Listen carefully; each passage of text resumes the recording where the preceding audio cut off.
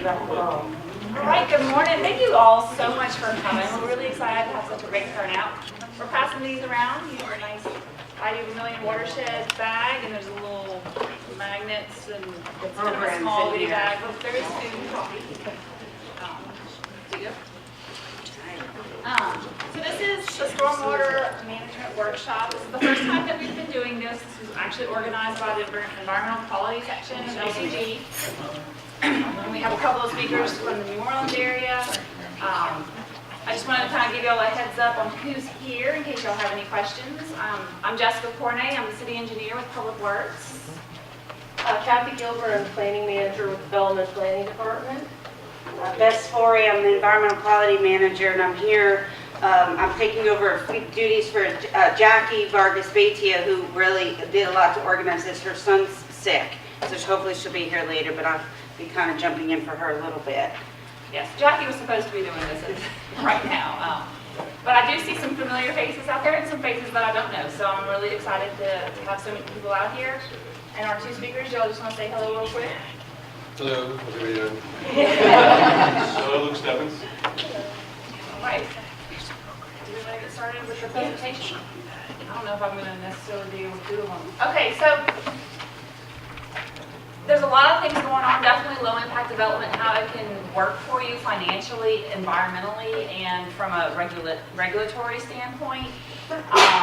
What LCG, how we look at drainage, how we review things, our unified development code, how we do the zoning and the open space, those kinds of requirements to kind of help see that these two concepts of low impact development from a drainage and from a zoning kind of work together. Obviously, construction site controls. I see some of our inspectors here. I'm sure if you drive around town, you see the muddy water coming off after a rain. That's always a kind of a continual problem. And then another thing is the post-construction. After everything's built, how is it being managed at that point? Luckily, our MS4 is still a nice level, but I do anticipate in the next decade that we're going to step up to treating the first flush and some of those other kind of concepts that New Orleans and Shreveport, Baton Rouge, I think, have. Those are the ones. Do you want to go over this? Yeah. The MS4 stands for Municipal Separate Storm Sewer System, and it's a federally mandated program that's implemented by the state regulatory agencies. In our case, it's the LDEQ, which all communities, urbanized areas of any size whatsoever. We're phase 2, which means a little bit smaller. These are the things that Lafayette Consolidated Government and also like Karen Crow, Youngsville, they're required to do to help manage non-point source runoff that ends up in our drainage system and in Lafayette into the Vermilion. In this workshop that we're having today, we're really hitting a lot of these points. The education outreach, public participation, involvement, having you guys here. We want to get questions and interact and get some thoughts from you guys about some of these things, the construction site runoff and post-construction. Stormwater management is the main focus of this, and we just really want to get y'all to know what it is that we're trying to get happen and get feedback, and then the post-construction management to just try to learn what that means in Lafayette, what we can do, just talk about that a little bit. Those are the goals. Let's see. Like I said, this is just a little bit more specifics about this. We do have an ordinance that has been in place since late 2007 that gives us the authority to do some enforcement actions for those the stormwater runoff. So we have our two inspectors from Lafayette here. There might be some from other communities that go out and actually do the site inspection documentation. Are you implementing those V&Ps that you need to have in place to reduce the amount of sediment that is leaving your construction site and entering our MS4? And then the citations, we have different levels, but it can end up, if it's a chronic issue on this location, that there is a cease and desist order. All work stops are fines, daily fines, until you get up into compliance.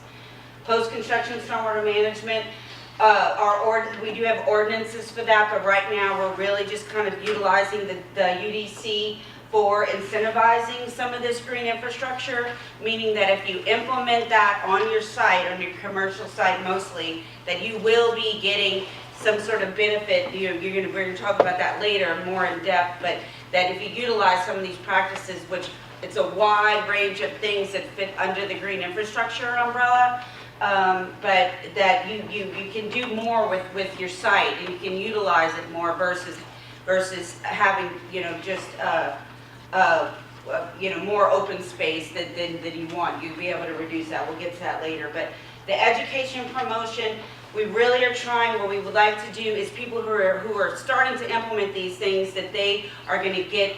We want to let people know about it. Let people know that it really looks more aesthetically pleasing than having a big giant retention pond in the back of your property that's not being able to be used for an amenity on your property. So all these things are going to be covered. It comes from Lafayette. Obviously, we didn't make this up. If anyone does any work anywhere outside of Lafayette, they know this is not something that's just local here. This is federal and it's all over the country. And so we just want to kind of get everybody on the same page and just talk to you guys and get your feedback on some of these things. So the comp plan, Kathy Gilbert is going to take over and talk about that a little bit. Good morning, everyone. I guess we're kind of a little, sorry, we're all a little scrambled. We're trying to make up for Jackie not being here. I just want to go over a couple slides related to the Unified Development Code and the Comprehensive Plan. Really quickly on the Comprehensive Plan. It was adopted in June 2014. My office, which is right, our Comprehensive Plan office, which is right behind us here, was created shortly thereafter. There's 465 action items in the plan, and 22 are related to green infrastructure. This plan had 1,000 points of contact with the public when we developed it over a 2.5-year period. And so I just want to kind of say that this has been out in the community and there's a lot of support for implementing some green infrastructure in our community. Part of the, one of the recommendations of the comp plan was to develop a unified development code. And the point of that was to consolidate our land development regulations and to integrate standards and procedures and ultimately to streamline the review process. I just want to highlight real quick, I have, I don't know if Rachel's in the room, but Eric at the back is one of the planners in my staff. So if you have any questions specifically around the UDC, please feel free to find him this morning. We have kind of dipped our toes into incentivizing green infrastructure through our UDC. We have open space requirements in all our zoning districts. Typically it's 10 to 25% of the total lot area, and single family detached do not require open space in our zoning districts. Subdivision regs, anything over 10 lots or over 2.5 acres have some open space requirements.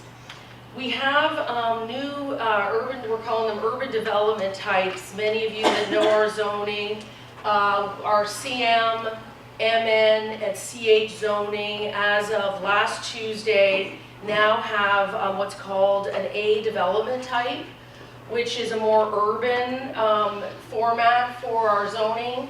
And because it's more urban, we have no open space requirements, but we do want the landscape areas in the parking to be functional and to collect water and allow that water to infiltrate.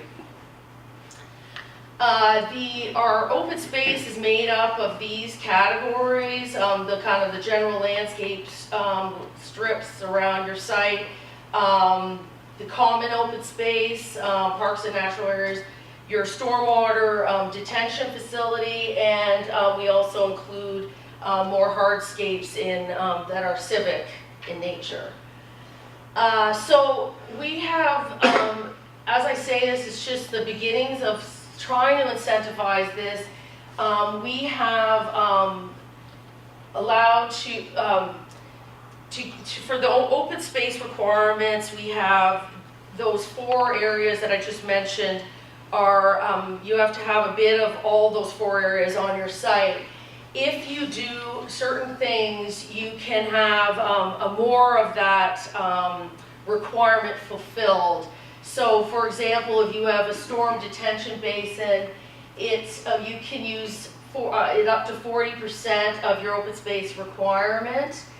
If you make that detention basin an amenity or do certain things to it, you'll get additional percentage towards your open space.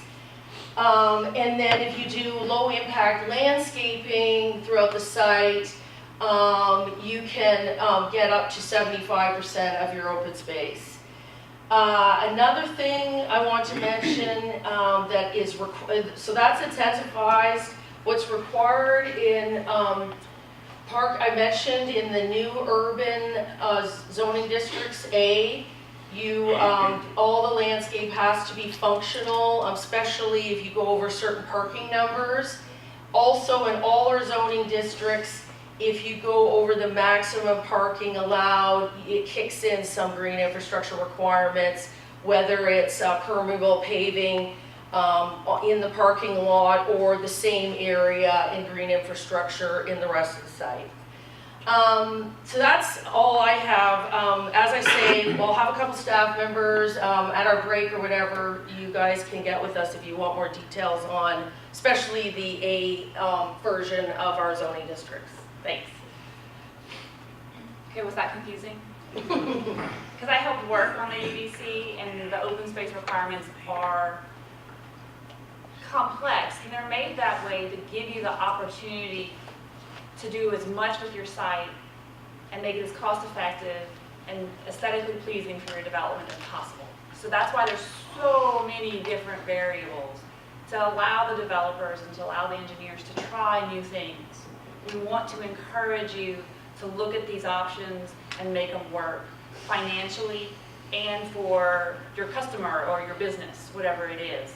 So that's why it looks a little intimidating at first, because there's these 4 categories and these have these different percentages. And the reason is we want you to be able to do with your development that's good for your development, good for your clients, your customers, but it's also good for the environment and good for the community. So that's kind of why it looks a little intimidating, but it's really not once you start working with it, and Eric will definitely help you out if you do have some questions. So we all remember August of 16 in this town, or in this part of the state. It was a pretty difficult time for many people, particularly those working in the drainage world. And so things shifted, and we modified our regulations. And we hadn't really modified them since '09, so it had been a while, or '07, I think. So it had been 10 years. So this is what some of the steps, it's still somewhat new. It passed in October of last year. So we still want to get the word out, let people know these are what the new regulations are. Instead of pre-equals post, which most of you are pretty familiar with, it's the peak runoff for a 5 or a 10-year storm. Now, if you have a development that's over 2.5 acres, you're required to have a 15% reduction in the peak runoff during the design storm. Obviously, volume causes flooding, the amount of water that you have, and so if we can start reducing it a little bit, we can, not make the situation get any worse than it is today. A 25-year design storm is the requirement for the sizing of the pond. It's usually a pond. It doesn't have to be a pond. It can be an underground storage facility. It can be some other stormwater basin. Around here, typically people utilize ponds, but certainly, and as our speakers will show you, there are other options besides just that pond. But the sizing of that now is for a 25-year storm, but still the peak discharge is limited to 15% reduction.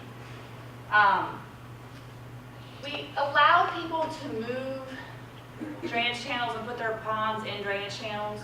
While this sometimes worked on paper, in reality we found it to be quite cumbersome, and we also ran into the problem of FEMA. When FEMA saw that you touched the flooding source, It raised the red flag on their end and basically required, they made people do MT2 packages, which I don't know if you've ever done an MT2 package. It is extensive, it is costly, and it requires public notification of all the neighbors. And they don't always approve it. We had one development, it took 3 years to go through the FEMA process to get theirs. That was the last one that we allowed to have a pond in the channel. And basically FEMA was like, it's because it's in the channel. They are looking at Louisiana from a federal standpoint with much more scrutiny than they ever had. 25% of all FEMA claims came from this state. I think 17 wasn't that far off of that number. So FEMA National is really looking at everything that goes on in Louisiana much more closely than they had before. So we just made that not an option because it's a lengthy process for a development, which can be quite difficult for people to make money and for people to move new homes and new residents into an area. I know of another one that was in the city of Youngsville that had a similar difficulty. I don't review Youngsville, so I don't know how that one ended up. But the one in the LCG it took 3 years to get through the FEMA process, and it just finished in May, I believe.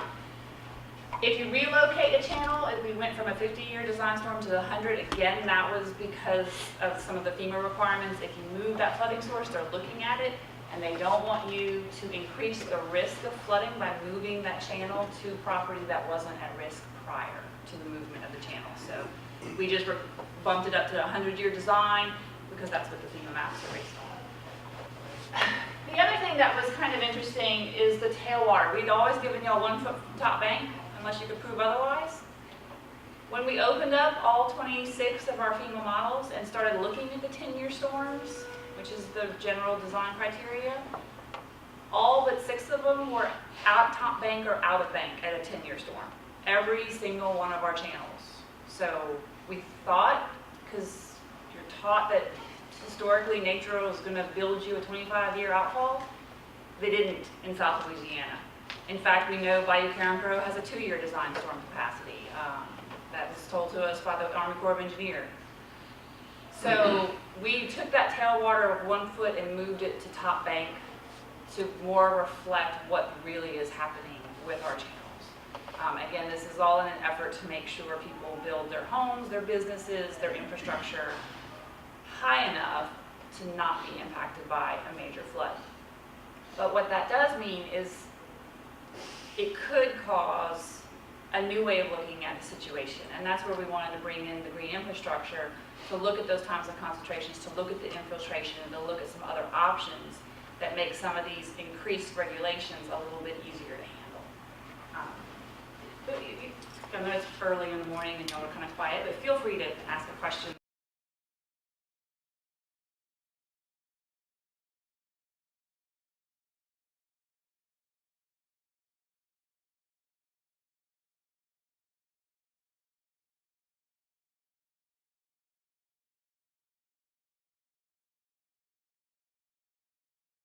Stop us anywhere along the line. Okay, and the other thing, special flood hazard area. Didn't write the whole thing out, it's long. Basically, that's a flood zone. If you're in a flood zone, we did put a no net fill requirement for any of the flood zones except for X500 and X, because those are, most people say those are not in the flood zone, although technically they are. It's just a low risk flood zone. But if you're in A, AE, or floodway, you have our own set of regulations, but no net fill. But only to the base flood elevation. So if you bring up a foot of dirt, because obviously you want to get higher, well, that foot of dirt that you bring up, you got to take out somewhere on the property.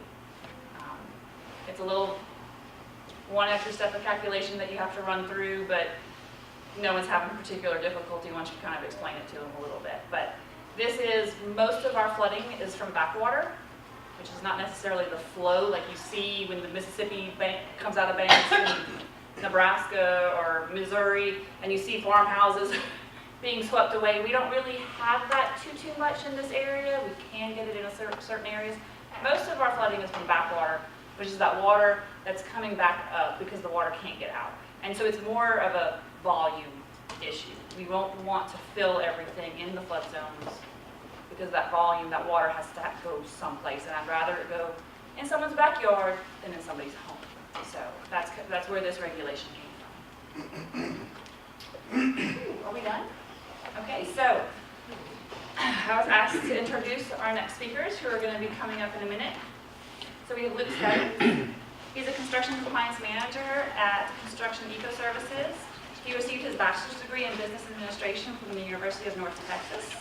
Before he was a construction compliance manager, he was a green infrastructure specialist focusing on low impact development and innovative stormwater technologies to address stormwater quality and quantity.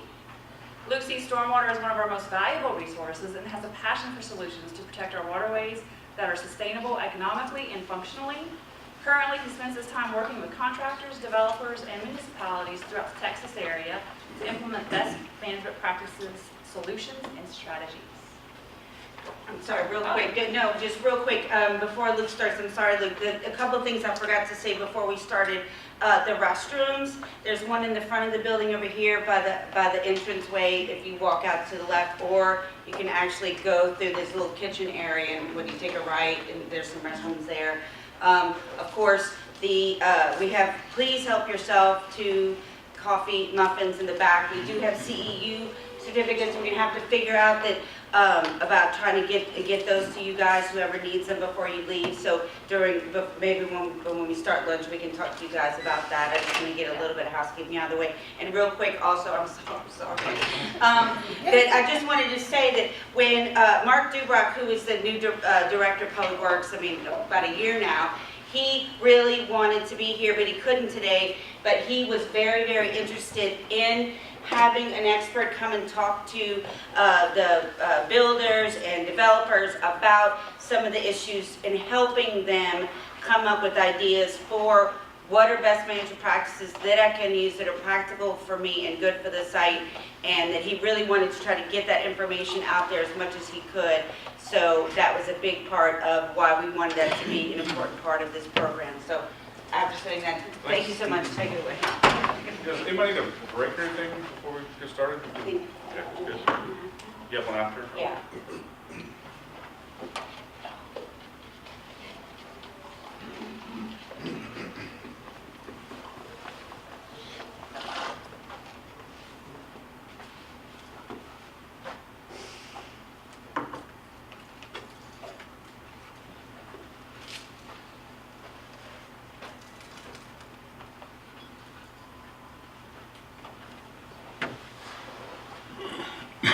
Bear with me.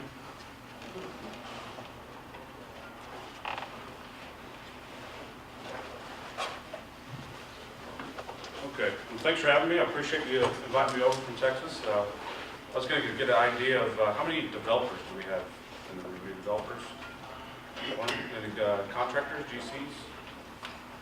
A couple, and what about with the government and regulatory MS4s? Oh, those, okay. So kind of our perspective, where we come from, we're actually a specialty contractor. We use stormwater. We've got 3 divisions. I'm representing kind of the SWIP division. So we've been doing that for about 15 years, started in Houston. So we've got quite a bit of experience, a lot of lessons learned, a lot of mistakes we've made. So as we kind of go through some of the stuff, we've learned some of the stuff the hard way. But so we kind of start with the why. This is not our idea, but Simon Sinek. I don't know if you've ever seen him, but we've kind of started pushing this, where we start with the why. Kind of start there, why do we wake up every day? Why do we get up and do the things that we do? We get into how, like how we do these things, and then the what. And I'll talk about that a little bit, and I guess more into some of the product stuff. Why you don't care for SWIP? So we'll start with why not. You hate being regulated and fined. It's less than 1% of your scope. You usually spend more on the doorknobs than you do actual SWIP. All risk, no reward. If you get fined, go to jail. It's always in the way. It floods your site. It doesn't work all that well anyway. So this is a lot of stuff, like I said, we're in between the contractor and the regulatory agents. So we hear a lot of these things. That's kind of where we sit. So, but why we do care? Now, I'm kind of not showing very well, but I have a lot of friends who book a trip annually to southern Louisiana just for the fishing and hunting.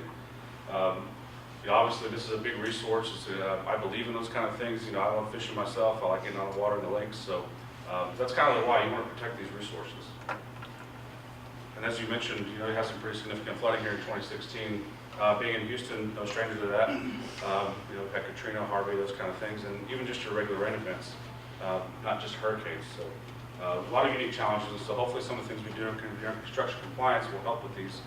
Obviously, what we do at SWIP is not the main factor in what causes flooding, but it is a contributor. So, and the big why, what's the next generation? I recently had a son, he's 5 months old, so I got my mind thinking a little bit more about what's the future now. And so when I came across this picture on the Vermilion, I was like, oh, this is the real reason why that we really want to focus on these things. So this is our slogan, our motto. In everything we do, we pursue the discovery of a better way. Through curiosity, innovation, collaboration, together we can change the world. So that gives you an idea of kind of where we think. We try to be innovators and kind of change the market and rethink how we do things. This is our cultural beliefs. I won't go through all of them, but the build partnerships. I build partnerships internally and externally by fostering open, honest communication. So what that looks like for us, obviously I'm from Houston, so we deal with the City of Houston, Harris County Flood Control, and TCEQ. So in those partnerships, we've also worked with contractors and AGC, architects, engineers. We started a forum for sustainability forum that's been going on for about 10 years now. So that's kind of where we kind of live too, is we build those partnerships so that it's not just us pushing it out there, it's not just the cities, but try to get everybody involved. Whole list of people that we work with and different kind of groups. So now I'll talk about kind of how we work.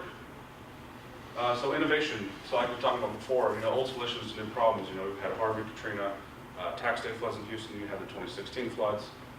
So we kind of share a lot of the same issues.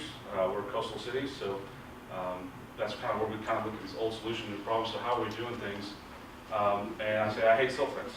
Obviously, kind of say that jokingly, but it has its place and it works a lot of ways. But a lot of times silt fence just kind of gets thrown everywhere. So why I hate silt fence? Rarely installed specification.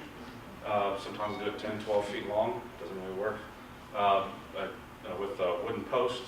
80% of the callbacks are related to silt fence. Like I said, we're a contractor, so I get phone calls most of the time because of the silt fence. The D6 dozer does a lot of damage to a wooden post silt fence. So no one cares it's there. Typically it's an eyesore. A lot of times it gets left behind on sites. Becomes a solution to all erosion problems. So while it does have its issue, its uses in the perimeter, you can't just slap silt fence everywhere. It's not meant to do that. That's used appropriate. Engineers blindly put it everywhere. I see a lot of drawings where it looks like it's probably the last thought of the day was the SWIP drawing, and they just kind of wrap the whole site.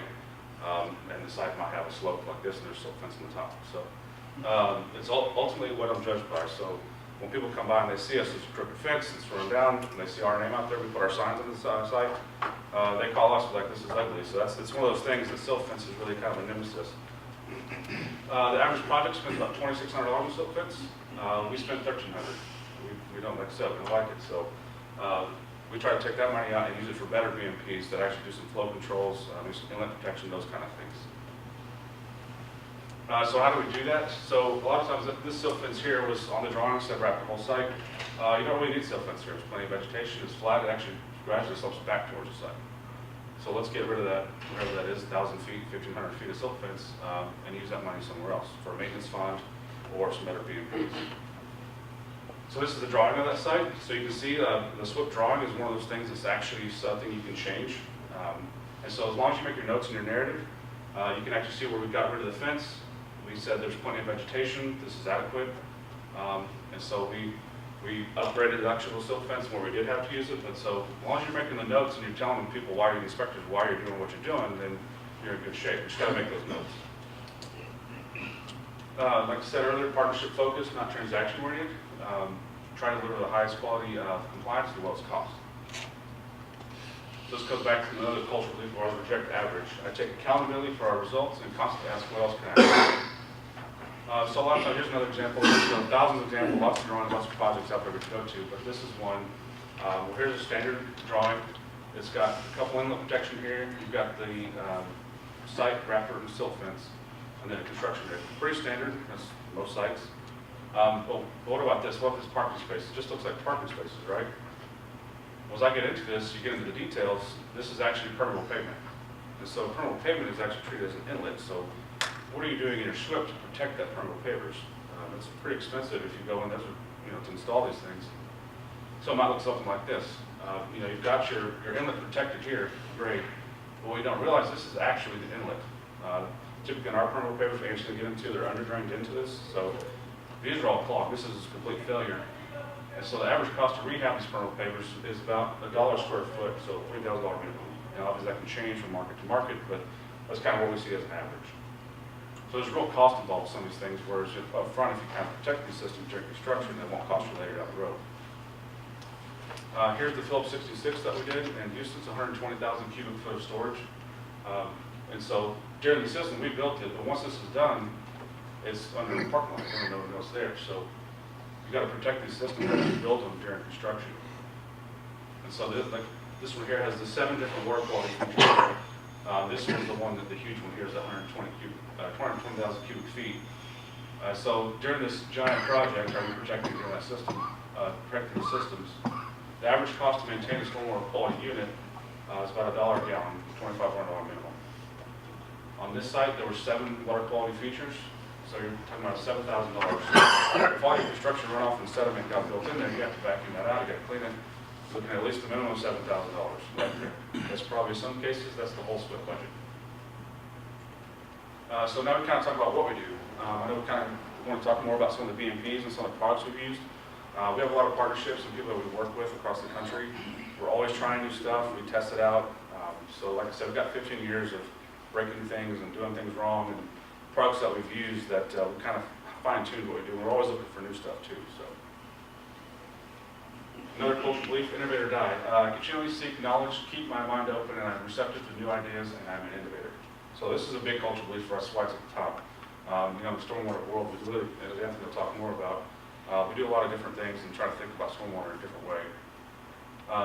So I'll give you a couple suggestions that I would give for inlet protection, dewatering, illicit discharge, flow controls, and perimeter controls. That's kind of the main BMPs that we see on a split drawing or site. So inlet protection. This is an example of, you see this quite a bit. Works great for keeping the sediment out, but where's the overflow? You know, have this somewhat of a rain event, flood your site, you end up having to water, you shut down for a couple of days, things like that. So we always kind of look for something that has some sort of overflow in the future, because you know the thing is you don't want to threaten public safety. Sometimes it'll flood the roads or whatever, so you're allowed to let it overflow when there's an event that's going to cause public safety or some other issue. Something like this, see this quite a bit, why even bother? It's really just, yeah, you can see the picture. I see this, it's ugly. It gets left on the side, it means a big beautiful building over here. Sorry, I made a contract on there. Skip that real quick, but no, I took that one over here while I was driving in yesterday. This one, what's this, New Orleans, Anthony? Yeah. Okay, yeah, this one. So this one is filter fabric fence put in there to protect the inlet, and I forgot about it. So, you know, this is, I don't know, whatever's growing in there. So, you know, it's just kind of those things that people don't think about, but that's basically a useless inlet. There's nothing going through there. And this is the install. So one of the big things that we see, especially in Kendrick, so it's really cheap to put filter fabric fence over the inlet right here. But the problem is once it rains, first thing the contractors do is they come in and they poke a hole in it. And so that way their site can drain. Well, you're immediately out of compliance right away. And then you end up just replacing that thing 100 times, especially in the spring. And so, I forget what it is, it's like $20 an inlet. It's pretty cheap, but you do it 100 times, you know. So the average SWIP job has about a $500 difference. So, you know, we see lots of, I'm not sure if they have a lot of specialty contractors here that do just SWIP, but Houston, Dallas, San Antonio, Austin, you'll have 4, 5, 6 SWIP providers that'll bid on jobs, and there may be $500 difference between them. So, so this is something we use that we found that works really well. It's called a Silt Stack, and it has the ears at lap over, so you can drive over this. And this is kind of looks. This one was way too full. But this is exactly what it keeps the sediment in there, but there's overflows actually built in right here. So the site doesn't really flood. So if that thing fills up with sediment, there's still an overflow gap to where the water can still get down the inlet. And as long as you're maintaining, if you go and take a look at this, you know, we do weekly inspections. So we come to the site, we'll take a look in the inlet. Okay, it's getting full, let's dump it, put it back in, get rid of the sediment.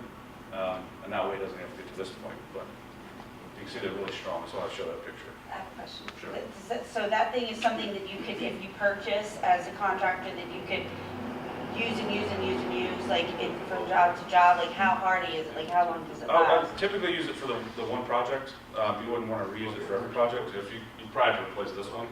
But if you maintain, if you dump them out quite regularly, then you can reuse them pretty much for the whole project. but they're not meant to be permanent anyway or take from job site to job site, unless you have just a low usage of it or something like that. Dewatering illicit discharge. This is kind of the big one. This is the one that's beyond tickets. Some seen people go to jail for things like this. This is more the dangerous to the actual channels and the waterways. So, big no-no, just dewatering your site. Like you're trying to get back to work, so you just dump it in. You actually see the sediment. It looks like somebody's dumping chocolate milk right here in the waterway. So, Anthony will get more into what's called carried in the sediment, but yeah, it's nasty. It's a big no-no. So just filter it first. So there are products out there we use. This is called a dirt bag. It's the proprietary name of it, but it filters the water out. What we actually do is we'll wrap it in hay bales, and that gives a secondary layer before it actually goes out. So it's a really effective way of dewatering. They come in different sizes, depending on what you're doing. So, and it, not really expensive. I think they're $150, $100, something like that. We see this one quite a bit. You're just pouring it on the ground anyway. The big difference is when you're washing it out like this, it's actually diluting it so much that it's not actually its intended use. And this stuff has the same pH as Drano, so always recommend just discontain it until you have a proper way to dispose of it. There are things you can get out there, like pellets you can throw in the water. It helps get rid of the water, the little slurry pellets. And then you can just dump it in a dumpster because it actually does turn to concrete eventually. But there's services out there. There's all kinds of different BMPs you can use that, but the main thing is the containment. This is a little more expensive one. It's like a service from a provider we have in Houston. But there's actually some more temporary ones that you can use. You buy a bunch of them and you reuse them. So it kind of depends on what your preference is. But this is a big fish killer. This actually killed several fish down the road. This is in North Harris County. So this is the ones that get you jail time. You got paint, they're washing it out, and you can see he's got the water hose in his hand right over here. So this is a bad one. But they do make paint washouts, kind of the same way as they do concrete washouts. So obviously we want to use this. This is one of the most dangerous things that we have that actually just run off into the waterway. So flow controls. These are rock filter dams. We see a lot of these. They're very effective, but they're pretty pricey. And you have to get rid of that rock or do something with it when the job's over. So a lot of times we'll see these in line in the channel 3 or 4 or 5 deep before it goes in the outfall. But there's other things out there. So we have, this is the one we use. It's effective. They're movable. And I think they're $120 a piece, 150 pounds. You can stack them, stake them. And so as your site changes, as we all know, when you're moving dirt around, your site can change elevations, things like that. So these are kind of nice. You can reuse them. And they're less expensive than doing a rock filter dam. The least expensive, less durable. We do a lot of straw walls. You can see in this case we stake it, but these are pretty effective. A lot of times we see these on curb inlets, things of that nature. But they're very effective as well. Permanent rolls. I know I kind of joked about silt fence earlier, but it does have its place.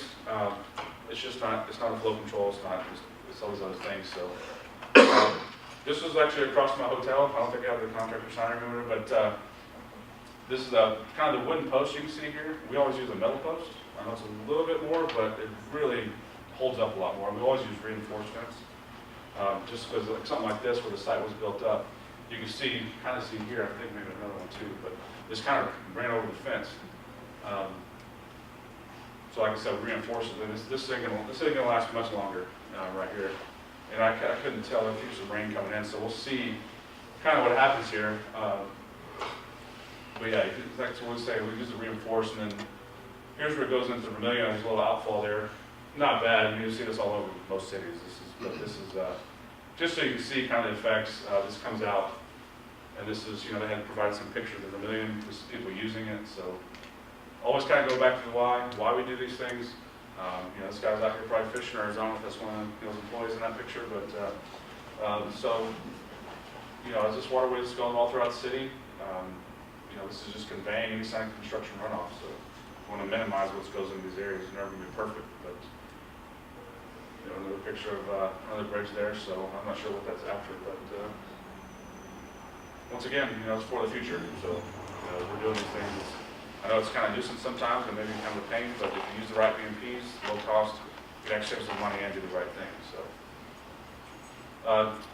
our company, so like I said, we're a SWIP provider. That's 100%. Anthony is part of the systems group. We're more permanent and green infrastructure, more technologies like that.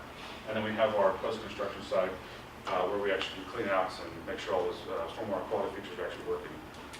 Like in Houston, you have to require to have a monthly inspection, and every year an engineer has to stamp that you cleaned out everything. So our clients are those general contractors, developers, engineers, property owners, property managers, and landscape architects. So that's who we serve, and we partnership with local MS4s in the cities and states. So,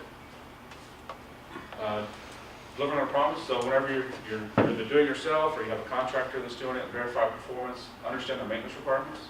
There's a lot of times that you might put something in that's maybe cheap, but you have to maintain it constantly, and the maintenance cost is what gets you.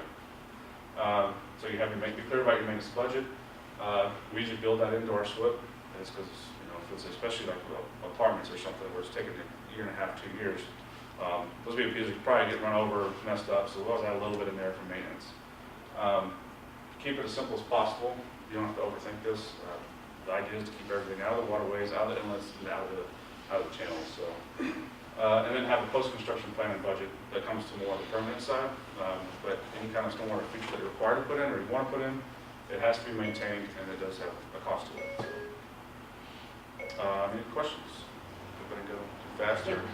We are so excited. We're whipping through this thing so fast. We're way ahead of schedule. But so I'm just urging, any builders or developers or anybody who, this is, we have our 2 inspectors from Lafayette who are out there day in, day out, Keith and Bill, who, even though, like I said, these stormwater, requirements started actually in the 90s. But Lafayette came under our MS4 permit in 2003.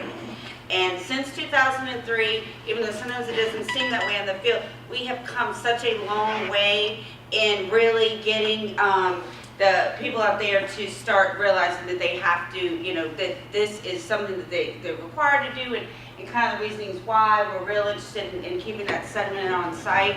But we do have an issue with we're going to throw silt fence around the perimeter of the project, and then we're good, and that's it. It's not even, like I said, when you can see light from underneath the silt fence, it's obviously not installed correctly. It's doing nothing. It's like there for a show. And I guess, sometimes, if they think we drive by, we see silt fence, that then we're like, oh, they're good, and we're going to leave them alone. And that's what this is for, is to get people to realize it's not for show. That's not what we want. We want the site to be really taken into consideration. You don't, like you said, spending all that money on silt fence, it can be a huge waste. If the property's sloped, if you know where the stormwater is going, you may just have to address a drain or 2. It just has to be maintained. But all the information's out there in your book. They Bill and Keith did some research and pulled out specs on some of the most popular types of the BMPs, and kind of how it would be utilized in the plans or in your SWIP, so that you could then know how these need to be installed, some different ideas. So please utilize the program for some of those plans for different ideas for the specs. And I also want to point out that the site plans that an architect or an engineer draws up is not your SWIP. Having one sheet of how to install, just the boilerplate, how to install silt fence is not a SWIP. When we ask for a SWIP, which LCG does for any site, which according to the permit, an acre over or part of a larger development, that's important too, has to have a SWIP. And when you write that SWIP, it needs to be for their site that you're building on. And so the main thing is, if you have a site plan, it can be so simple. It doesn't need to be engineering plans, but if you have a site plan and you know where that water is running off, if you can just show that and how you're addressing that, and that things are going to be maintained. It's once a week, go out and look at everything. I think that's what it is. Billy Keith, correct me. Is it once a week, or every 2 weeks, or after a rain event? Is it once a week? Either or. Okay. Once a week or. But anyway, so that the maintenance is part of it too. That you don't just put something up and let it go. A huge problem also, which after I've been talking, please have some feedback. But where a superintendent of a site there's a lot of subs out there, and they have a SWIP in place, but then somebody comes in and just runs over all the, you know, the silt fencing and everything that's there. And so then it's like, well, they did that. This is your site to take care of. And so if there is an issue on the site where the BMPs aren't working, they're not being maintained, that sub is not going to be the one who's going to be, you know, freaking out when they get a cease and desist order or when there's fines issued. It kind of comes from the top down. And so that just needs to be something that before a job starts, that everybody kind of realizes that this is that this is going to have to be taken care of and maintained. It's important to us for our water quality that we have to do this because of our permit, but you also have to think of it, it's important. This is all that sediment, everyone who's so afraid of flooding and everything else right now, that's not good for our waterways and for flooding and those types of things too. And so it's not just because it really has an effect on our community.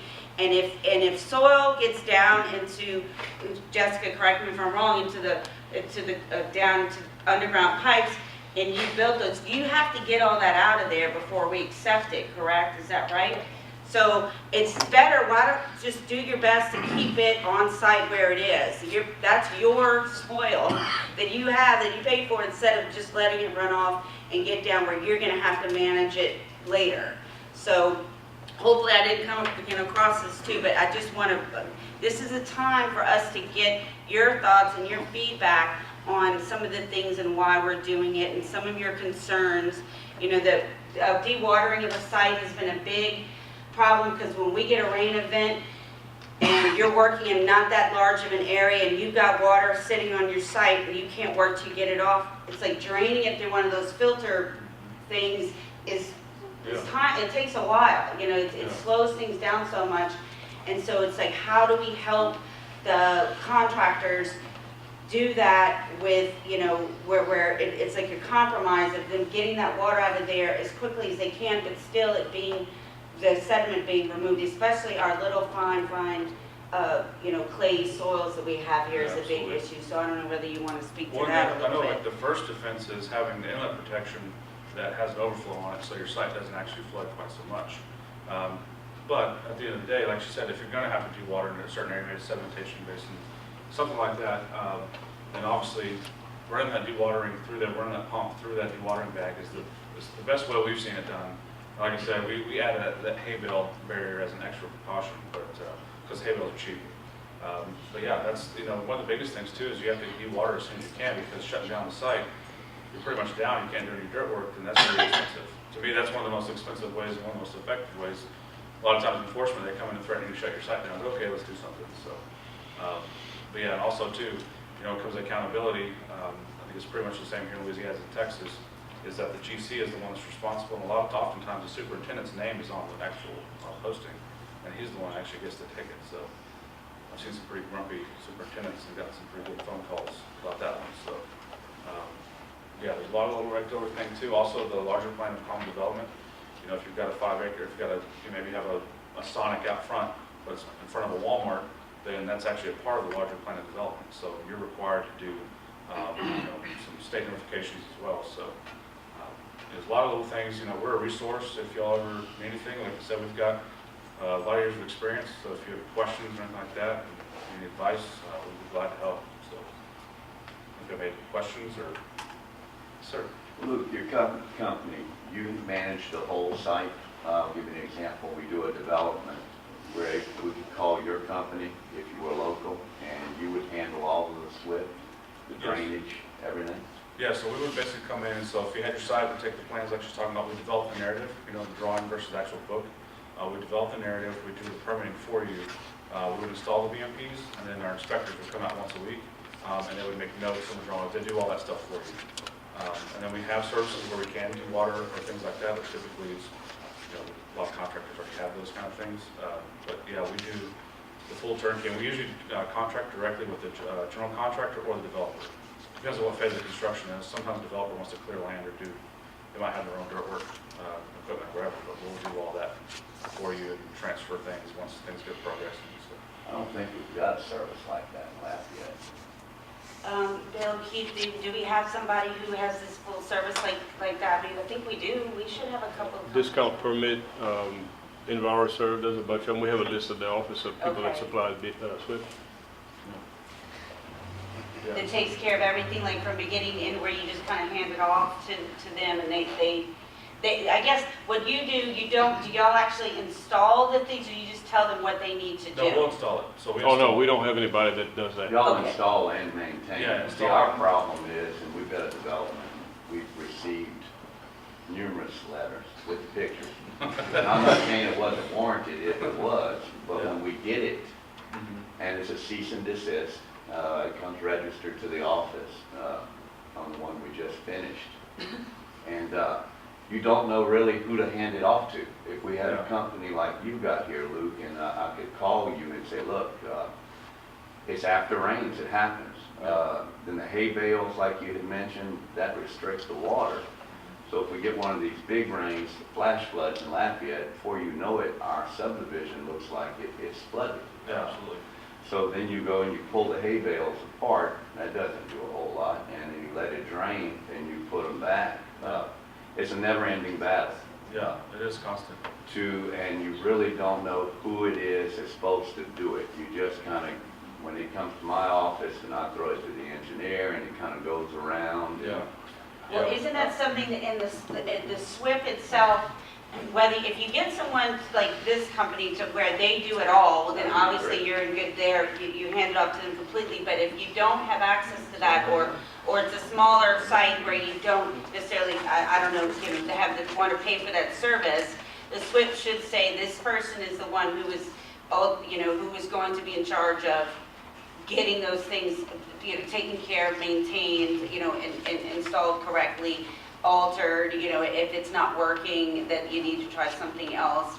And, and that's something that should be determined prior to any of the work starting, like, instead of kicking it around when the time comes, that it's like, whoever, that this person, their name should be on the SWIP, that they're the ones who are gonna be able to know, I'm getting, this guy to come in and fix that silt fence. I don't know whether that's the answer you want to hear, but it's like something, if you can't hire It would be somebody- great if there was such a service that was affordable, Yeah. and Lafayette that would do something like that. Yeah. You know, open up shopping? Yeah. Right, I was gonna say, somebody might have a big business But idea. affordable on the other hand. Yeah, yeah. Someone that could maintain it Yeah, absolutely. like y'all are doing. Yeah, and kind of her point, like, so, like, right now, obviously, you don't have that service. Kind of what we've seen, the best practices, they'll assign someone, the super doesn't really like to do it, sometimes he'll do it, but with someone that works directly for the GC, since their name is on it, or developer, in that case, if you don't have a GC yet, but they assign someone that actually goes around, and we always recommend doing weekly, because you have to do weekly, or every 14 days, and then if you do 14 days, then you have to do it after a rain event. And so for us, it's just a lot easier, just every week you go look at it. If you say you have to move some hay bales because it is flooding the site and it's the safety hazard or something like that, then mark it in your narrative, hey, we moved the tails, well, we put them back. We let the flood out, put it back. So that's kind of the things that we see a lot of, is if you sign someone, like you said, someone who owns it, and that's just every week, it's part of the routine. They go out and just walk the perimeter, look at the inlets, those kind of things, and then you can self-maintain or, those kind of things. So that's really what we see, is having someone that really just owns that process instead of, like I said, well, I'm not a dirt contractor, or maybe it's the engineer, or whatever, so. If there's any, another point that, and you're speaking of a rain event, and of course, if there is a huge rain that comes to Lafayette, that we understand if there needs to be something changed or altered, to allow that water to flow. I mean, obviously, we don't want flooding, that's not in any way where we want this to result in.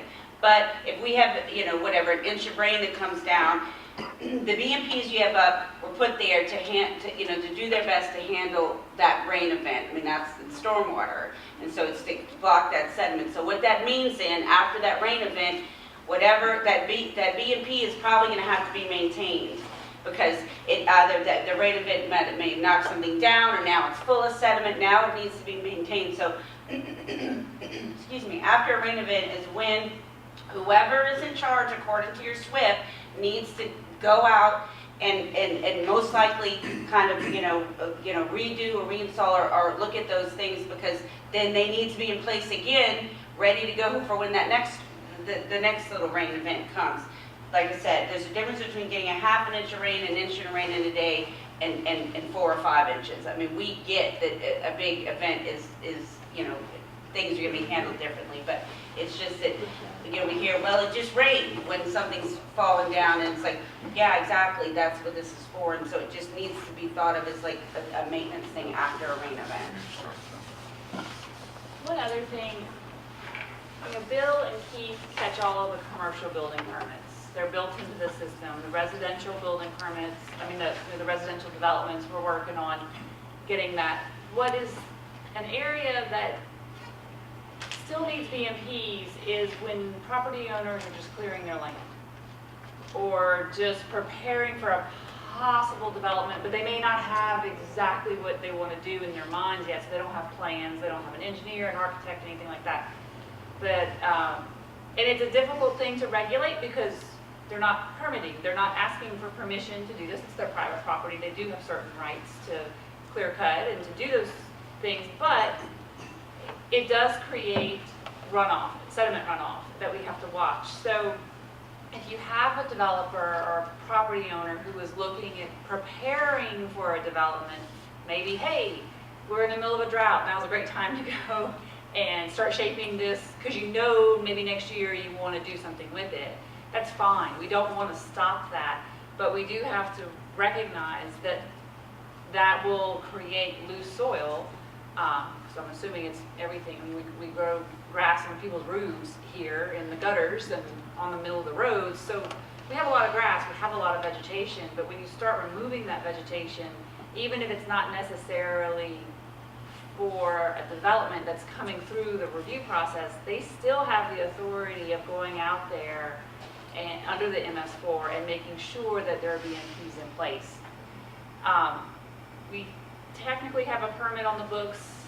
It's a very costly permit, so they can actually make you get the permit, and it's several $1,000s usually for the acreage. But they really want the BMPs in place. They'd rather have that. They'd rather have our outfalls protected than get money from you. That's not really what the intention is. It's just, and since this is an opportunity to talk to some people, I just wanted to mention that. It's not a huge problem, but it does occur, and people are like, oh, well, I can cut down my trees, and certainly you can. We just want to make sure that you're not impairing the waterways around you. If it's, oh, go ahead. Oh, yeah, so one of the biggest things we always encourage, we do a lot of seeding and stabilization as well. So if you know you've got your slopes, that timing, and when you have your contractor come out and you actually do the seeding or hydro mulching, if you can stabilize as soon as you can, the grass is one of the best cleaners, one of the best ways to protect runoff from your site. So if you've got an area, I always recommend when other contractors do this, is you stabilize as soon as you can on areas that aren't going to be disturbed anymore. So if you have your final grading come in, they grade your slope, have your hydro mulcher right behind them, you know, and have that grass as soon as possible. That's one of the best protectors of the site.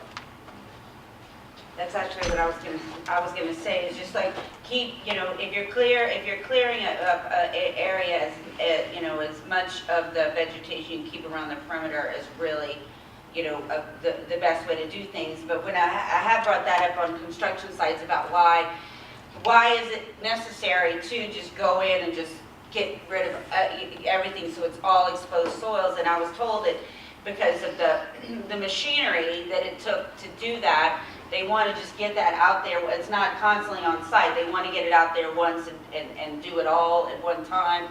And so that's why they would, you know, clear these acres after acres all at once instead of doing it piecemeal. But if you can keep the vegetation around the perimeter as much as possible, it really is a benefit and saves money if it can be utilized as a Not just for the SWIP side, but it's so expensive to have remobilized. If you leave your grading exposed, it starts to rain, you get reeling, you have to have them remobilize and come out and regrade.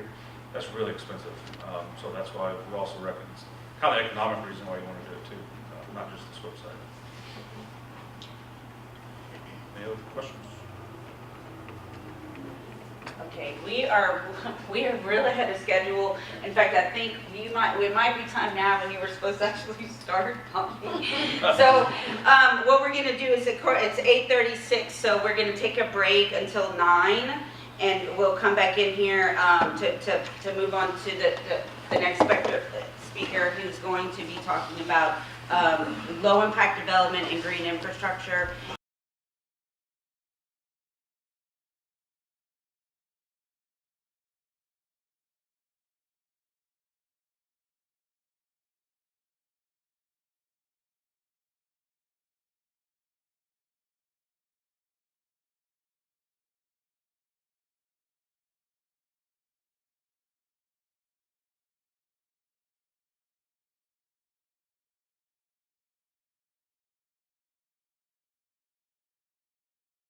Go ahead and get started again for the next speaker and move things right along. Luke Stebbins, construction client. There you go. Here it's presented. Okay. I'm in. There you go. Okay. It's dropped a little. There you go. Okay. Anthony Kendrick, environmental specialist, received his bachelor's degree in biology and master's degree in environmental science from the University of North Texas. Before he joined Construction Eco Services, he spent 3 years working for an environmental engineering firm in North Texas.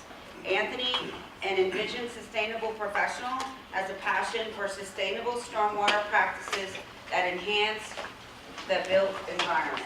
So, thank you very much, Anthony. Sorry about the intro. I kind of stole some of my biography. So that's probably why you heard. We also graduated at the same college, so it's kind of great that we all end up coming together. All right, guys, how's everybody doing? Good. All right, we got Cameron here, so it's going to be really good. We get to hopefully show everybody in Lafayette what's going to go on in the future. Today I'm going to talk about our sustainable stormwater management. So low impact development, green infrastructure, are all kind of interchangeable. And I'm going to kind of show you guys, talk about that golden circle, why we should focus on this type of stormwater management. But before that, let you guys know that I really love stormwater a lot. I graduated college at the height of the recession. Stormwater, I probably wouldn't have got a job. So that's another reason why I love stormwater. In fact, I love it so much when I go on vacation, you'll see me rummaging around at bioswales, trying to figure out what's going on during drainage, picking up the soil. This is me in Atlanta. I was at the Beltline. It's a really cool project if you guys ever get to go to Atlanta. And so my passion for stormwater kind of brought me on with Construction Eco Services, especially when they told me that all I get to do is talk about green infrastructure. So that was great. Why would you want to choose low impact development? These are some of the reasons I would choose low impact development. But me, I'm not a developer, right? I'm just more interested in enhancing the environment, making sure our water quality and our water resources are at the most important. So whether it's exceeding local water quality standards, preventing downstream erosion, or any of these, mostly aesthetically pleasing, or what a lot of people think of green infrastructure, you get these great beautiful plants that kind of help attract more people to your downtown area or to your development. And another thing that we found out is that it can really solve really tough engineering problems, especially when you're in a community where you have to face very strict detention requirements. And so some of these case studies and what we're talking about today was really driven in Harris County in the city of Houston, where they wanted developers to address stormwater management to prevent flooding. And instead of just kind of creating these giant detention ponds to kind of address runoff, we have kind of found a unique niche of addressing that stormwater on site versus sending it all down to one location.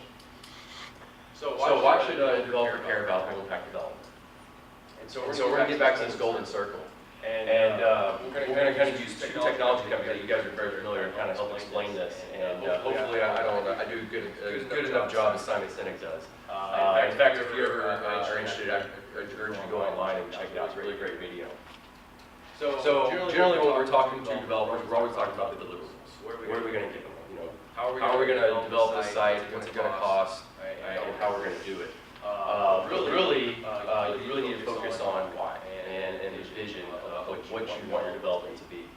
And so instead of working on the outside in, we turn that around. We use this concept of the golden circle to kind of focus on the why first, and then focus on the deliverables later. So that we found that it's a little more successful because as us working between the development community, the contractors, and the regulators, we kind of find ourselves in a position that we have to kind of teach the design community to sell this concept to developers. Developers bring the money to the table, they have all the experience, and it's us up, the design community and the municipalities to really show them what it's all about. So we're going to start with the why and work our way out. So you guys are very familiar with Dell and Apple, right? Dell, you go to their website, what do they focus on? They focus on the deliverables.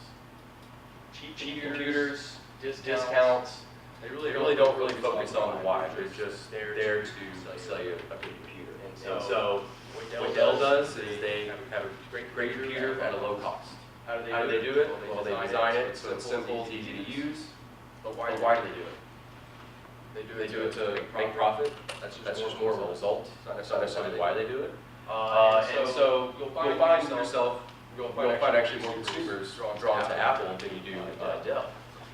Dell makes TVs, so does Apple. They bought a Dell TV?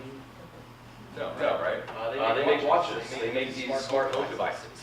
But they're more interested in delivering a low-cost solution because they think that's what drives consumers. So we sell great computers at a competitive price.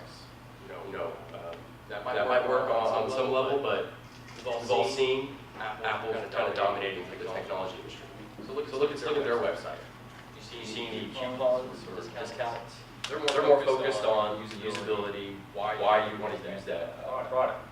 And so Apple is a little bit different. They want to challenge the status quo by coming up with more innovative solutions that are effective and simple to use. How do we do that? Well, we design them, we try to make them simple, make them friendly. Oh, and by the way, we make a great computer. Buy it. So people buy Apple TVs, they have the watches, they've kind of dominated this market. And it's because they focus on the why. And so we thought that concept could apply to stormwater management when you're trying to sell this idea to a developer of using low impact development. So in everything we do, we believe in challenging the status quo. So we can apply the same thing to stormwater management. So what we're going to do is we're going to start with the why. And initially, when you're working with a project, developers aren't necessarily worried about the deliverables, at least not initially.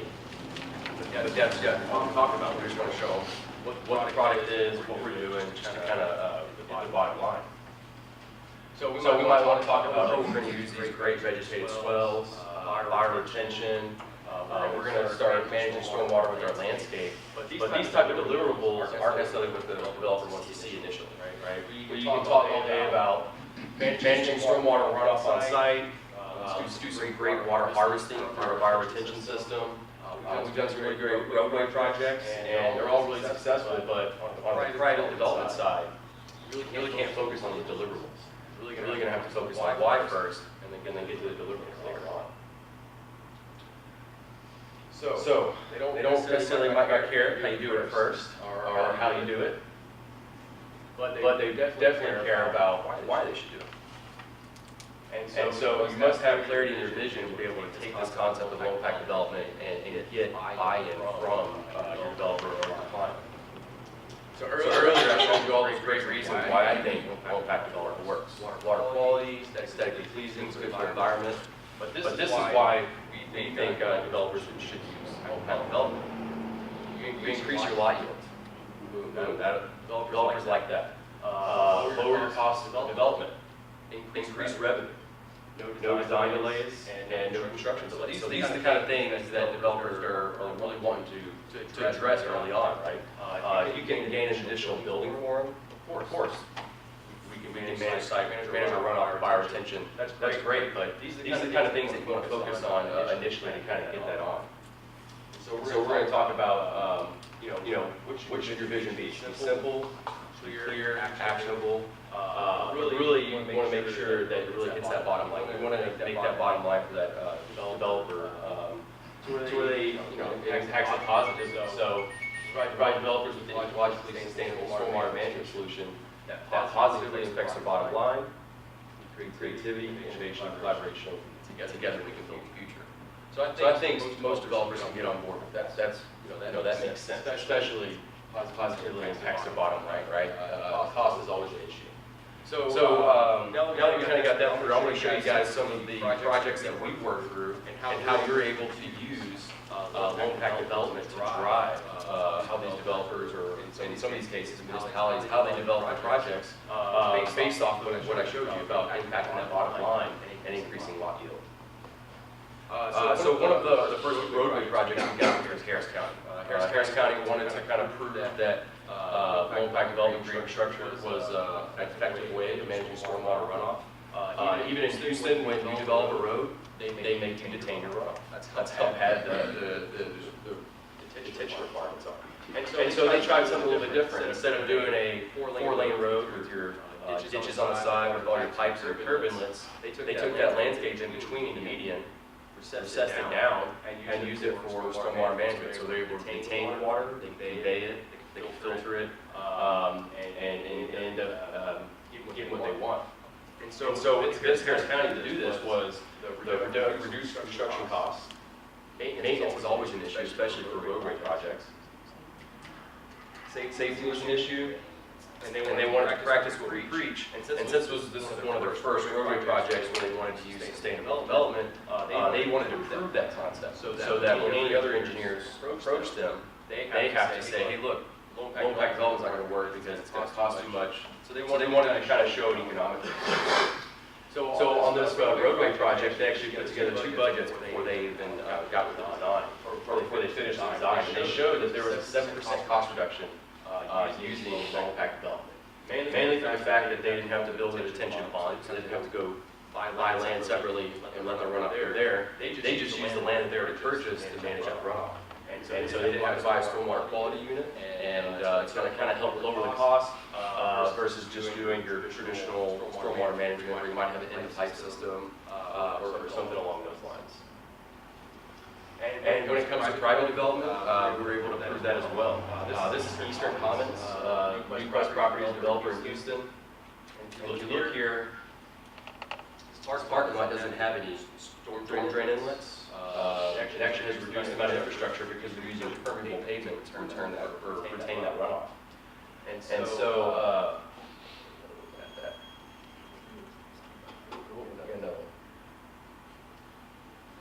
so why did they choose low impact development? Economics. Didn't have anything to do with the environment. Didn't have anything to do with they wanted to enhance the built environment. It was cheaper for them to use permeable pavement, subsurface storage, and stone subgrade below the parking lot. So if you look at the development, it was actually a house parcel, so it was kind of like a big Target strip center, and this was just the last corner that had to be developed. And they were up against a significant amount of detention. They didn't necessarily have the room to do a pond, and so in Houston, one of the best ways to manage runoff is just to go subsurface. So you'll get these really large detention systems. So a lot of people think that's the only way to manage runoff. And in fact, it does cost a lot, so it can range from anywhere from $10 to $12 a cubic foot. In New Orleans right now, some of our projects, they cost $25 to $30 a cubic foot to do underground detention. Mainly because we're doing downtown projects, put them underneath buildings, we'll talk about that later. But most of the time, that's kind of the price range. And so when we worked with the designer, they were asking us questions. We rep a permeable pavement product, and so we're trying to get them on board with a different way of managing runoff. So rather than big underground detention system, generally there are party chambers, half pipes, they got modular systems, CMP pipe. Those all cost a lot of money. We have found the cheapest form of detaining water is rock. Right? You get 40% voids in your rock, and rock is maybe $35 a ton. So it's very simple to use. You don't have to go purchase it through a different vendor. It's usually straight from the source. So instead of doing a big underground detention system, what the designers did was they created a 7-inch layer of 57 stone. So that's where all your storage volume is. And then instead of using like a typical drain inlet, like 2x2 drain inlet or a curb inlet, our permeable pavement is our inlet. This particular product infiltrates at 2,000 inches an hour. So if you multiply that by 1,000 square feet, that's just like having a catch basin on your site. So as that water sheet flows across, goes into the permeable pavement, you get your stone subgrade to help detain it, and then you'll have a series of under drains that eventually take it down to this outfall weird control structure.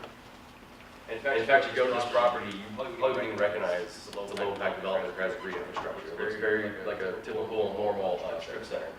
And then another thing that we were able to add was we still needed some additional surface storage. We couldn't get all of our detention underneath the parking lot. So we had a little small bioswale here with a small bioretention system right here to help contain that water.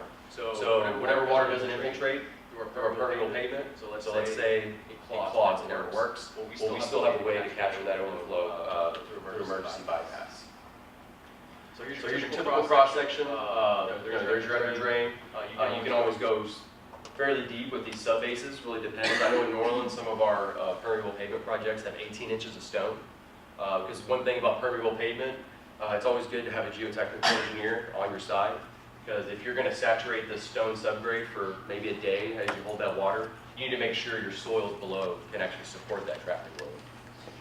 And then we also used a high-performance biofiltration system in the bioswale. This is your kind of the cross-section. We'll talk about this later on, but essentially high-flow media, bridging stone, under drain, mulch, and then what you don't see is the plants in there.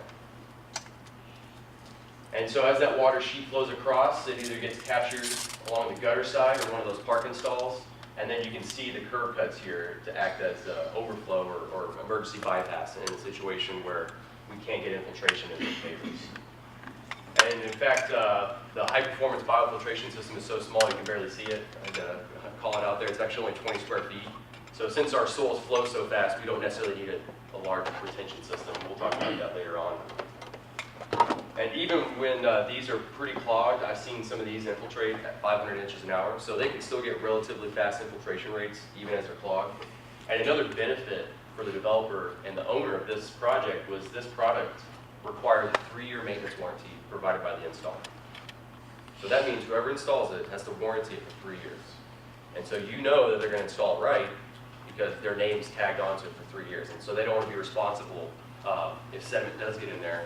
Like Luke pointed out earlier, it could be up to $3,000 to clean your permeable pavement. So it bodes well to have what we call a maintenance warranty within your stormwater management system. Anybody have questions so far? All right, great. We'll go down. This is this is one of our older projects. This is called Queenston Manor. This is what it currently looks like. Just your typical standard apartment complex, but it's kind of unique. Where's the detention pond? You don't see it, right? We were able to kind of break up the detention scattered throughout the landscape and also the permeable pavement. So why did they choose low impact development? Economics was the very first one. Again, what we're doing in Houston and also in New Orleans is we're trying to affect the bottom line first. Aesthetics, so this is an apartment complex, so obviously they want to have a nice landscape for the residents to be. And then also we think about maintenance. So apartment complexes require new maintenance. They generally don't have a lot of staff that can do that, especially when they're talking about bioretention, permeable pavement. That might not be something a normal apartment complex could do. But what we ended up doing was a kind of a low maintenance system for them. So this was the original site plan. So there's that detention pond I was talking about. And for the developer, the issue was they needed 9 buildings to get financing. So they got 7, here's the clubhouse, and they got 7 right here. The problem was to get those 2 additional buildings, they would have to get rid of that pond. And to get rid of that pond, you end up having to go maybe underground detention, and we already discussed that can be pretty costly. So what we ended up doing was kind of a combination. And these are the kind of projects I really like to do is we kind of use a multifunctional design. So our landscape's just sitting there. It's doing nothing, right? It's on a 6-inch curve. What does that do for you? Might look good. Might be somewhere where a burglar can hang out and mug you in your car. So there's different ways to do it. But if you recess that landscape, well, now you can create surface storage, right? Surface storage is probably the cheapest forms of detention because all you got to do is cut that out, plant it with sod. And so we use a combination of permeable pavers in all of the parking stalls with that detention below it. So we got detention in the rock, we got detention in the bioswales, and we did end up doing a small underground system over here, but that's because they ended up taking away that swell so they could build a pool deck. So they sacrificed the pool deck for an underground detention system, right? But at the end of the day, we got those 2 additional buildings for the developer. So what did it cost? Was it worth their time? And so when you are doing these kind of projects, there's still going to be some upfront costs. Obviously, permeable pavement is going to cost more than your standard pavement. And then doing a bioswale is going to cost more than your typical landscape. But when we started putting the budget together, we had to figure out, well, what's the ROI for this developer? So originally, the detention volume was 193,000 cubic feet. So when they're talking about incentives for low impact development, Harris County will allow you to reduce your detention volume if you can show them that you're mimicking that pre-development hydrology. If you can shave that peak off your hydrograph, they will give you a lower detention rate. So what you see here is a 0.35 acre feet per acre. That's your low impact development rate. If you don't do that, it could be 0.55 or 0.65. So it's a 20-30% increase in detention just doing it conventional way. So let's look at the budget here. We had almost a whole acre of permeable pavers. So they do cost more. Most, concrete goes for $6 a square foot. So if you back calculate out what you normally pay for pavement, it was a $300,000 cost add. They had to do that small underground detention system. Again, you back calculate out some of your traditional drainage. It's a $76,000 added to the cost. Same with the biofiltration, the bioswales. So overall, it cost them an additional $500,000. So why did that developer choose to do this? Well, it's because it only took them 10 months to make up that revenue off those 2 buildings. They're making $50,000 off those 2 buildings per month. So that's how you can use low impact development and green infrastructure to kind of help affect that bottom line, is increase lot yield. If you can increase that lot yield, that's going to snap real quick with the developer, and they're going to bite on that, and they're going to go with it. If you look at the landscape out there, it kind of looks like a traditional detention pond, but it's a little more aesthetically pleasing. You have this kind of meandering stream-like landscape. This is actually the biofilter. This is the only spot in that whole landscape where the water can go through an engineered soil. And so what happens is that basin starts filling up with water. It'll filter through the bioretention, which flows into that overflow structure. Once that engineered soil reaches a max flow rate, what happens, then you start getting ponding. And so that's how you create detention. It's also how you slow down that water, which increases your time of concentration and shaves off that peak. And then here's your overflow, which manages your 500-year or 10,000-year storm event, which we got in Harvey. I will show you some of our projects that ended up going through there. And if you walk around the site, it's a little bit different. You go out, walk out your door, you're going to walk down a slope into a basin, but again, it doesn't really affect too much around the site. Still a really good looking property. In fact, when we went out there, that one had been maintained in a while, and you can see there was some water ponding in the mulch. But most of the maintenance is pretty simple. As long as you can maintain that mulch bed where that engineered soil is located, you can kind of keep the sediment out of there and it'll keep flowing. So really the maintenance is just traditional landscape maintenance. There's no specialty contractor that goes out there and maintains this bioretention system. Now the permeable pavement's a little bit different. We'll talk about that. But most of your vegetated systems are fairly straightforward. So even during very large storm events, the water line will never get above the top of that slope. And so all this right here is your detention volume. So it's just a little bit different way of thinking about stormwater runoff. So we've also done this on residential property. I've only done a few residential projects, but these are always really fun. This is Maple Court. It's in Houston. So again, economics and aesthetics was the reason. This is why we chose low impact development. We didn't choose it to improve water quality. That's just a side benefit. Just another good thing added, what we call an ecological service. And so this is what their bioretention and their stormwater management looks like. I think it looks really good. So here's and these are really expensive homes, by the way. So you can tell they spent some money on some of this, but they could have done something simple like that apartment done. They could have just done some vegetated swells with sod and a few plants, but they wanted to, kind of make their landscape look a little better. And so the reason they chose this low impact development approach is because if they didn't, this was going to be their detention pond. That's how much detention was required if they went the conventional route. And so by breaking up the detention in these bioretention basins here and slowing that water down, well, now our hydrograph shrunk, we shaved off that peak, and now we don't need to build a pond here. And so that's an additional $350,000 that developer was able to generate based off those increased lot yield. So we kind of focus on the why. Let's talk about how we do it. So this is kind of our beliefs, like how are we approaching this from a construction standpoint. So, do we call it low impact development? No. It's a good word, but kind of not the best way to sell it. Green infrastructure sounds better, right? You see this word thrown out a lot. But when you're talking to your owner, your developer, I don't suggest that. What I suggest is multifunctional design. That they can get, right? Look at your phone. You can do anything you want on this phone nowadays, right? And so we can do the same thing with our landscape, our pavements, our roofs. There's different ways to manage that. Does anybody know what the true cost of building a parking lot is? It's generally, what, $6 a square foot? But what about the storm drainage? Because now you pave this whole parking lot, you just created multiple problems. You have all this runoff you have to deal with. You have pollutants. And how do you address that? Well, now you have to go build storm pipe. You got to put catch basins in. You might have to put a stormwater quality system in to address the pollutants. So that $6 per square foot for your parking lot, it's probably more like 12, 15, or even 20. And then your detention pond. What is that doing? You could easily build a small little strip center here and generate revenue off that, instead of it just taking up a big chunk of your land. What's the value of having a detention pond on your site? Eventually, land is going to get so expensive, you can't do this.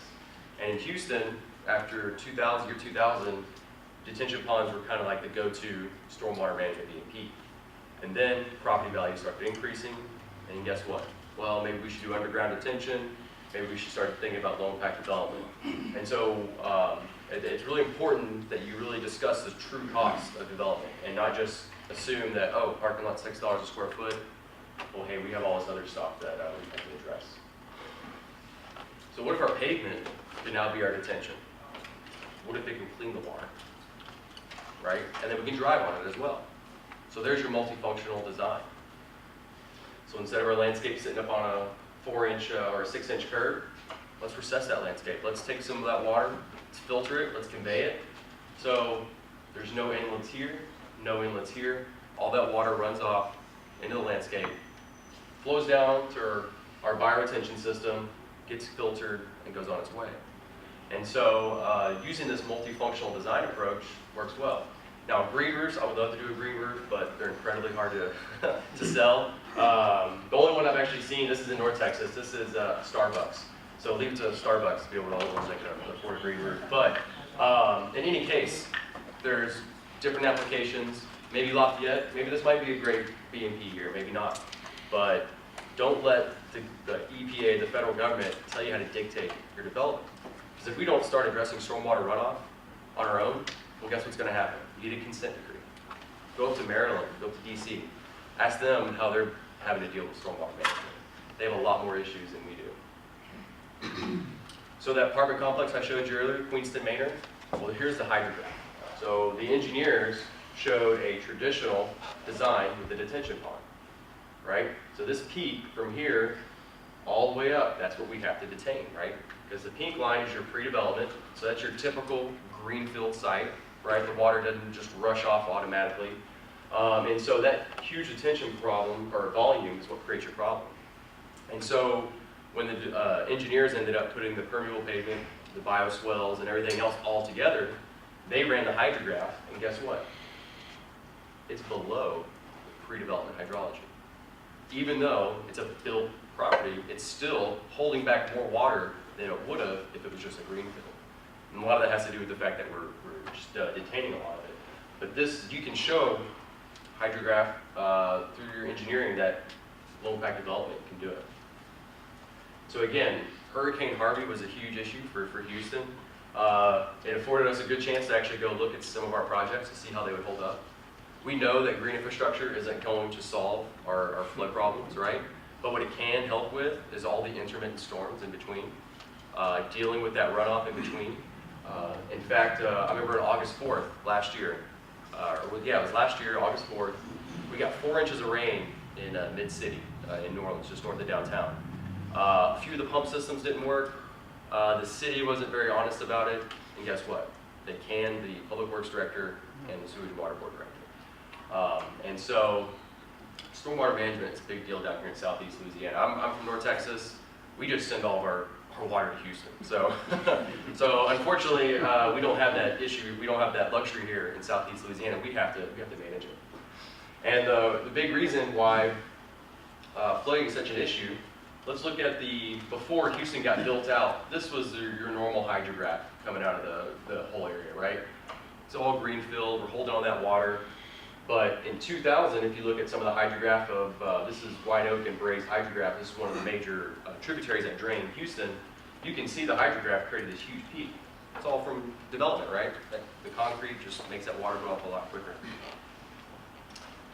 So in Houston, and in here as well, we have fat clay, or I think you guys call it gumbo, maybe? I don't know. In New Orleans, we don't really have soil. We just have different crumbling parts of whatever building they built on. So my first project, I was just amazed at the stuff they pulled out. We pulled out bricks, glass, tree stumps, you name it. But again, what we're faced with is soils that don't infiltrate. And so infiltration is kind of a luxury you have, but most of those systems, those projects, we're not really counting on infiltration. Although you do get some infiltration in clay soils. Some of it gets evapotranspirated, right, through either the plants or just through the sun heating up the water. But again, don't let geography hinder how you manage stormwater runoff. We get that excuse a lot. Oh, the soils don't infiltrate, so green infrastructure doesn't work. Well, that's not the case. So in Houston, here's another project. This is the Sugar Lane Conference Center, and they wanted to kind of demonstrate how they could take this ocean of a parking lot and help with their runoff. So what do you guys think the time of concentration is for when one drop of water hits here and gets down to downfall? Yeah, exactly. 5 minutes, 3 minutes maybe, right? Doesn't take long for it to get there. What do you think it is now? Probably 15, 20 minutes, right? Water has to meander through this bioswale, through here, all the way through here. It infiltrates through your soil system and then out to your outfall. And so all we're doing is it's a drainage exercise. We're manipulating that water. Instead of telling that water to go from here to here, we're just making it take a longer path. As you can see, this is what your typical, that parking lot looked like before. And then when you can manage that runoff, lower that landscape, and slow down that water, well now, our time to outlet, or our time of flow to the outfall is 15 minutes. So what does that do to the peak? Shaves that peak, gets rid of your detention. And, let's see if I can get that to work. I guess not. Don't worry, I gotta back up. Done this plenty of times, videos never work.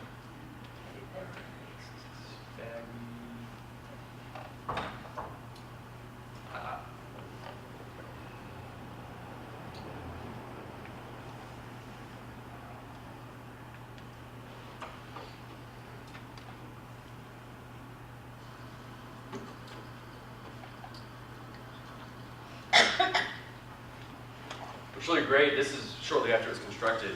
And if you go out there now, you can't see any of this. The vegetation's all grown up. So all that water that gets in there gets soaked up by the plants. And in fact, sometimes you don't even get runoff if it's maybe if you only get an inch of rain, you might not actually see any water.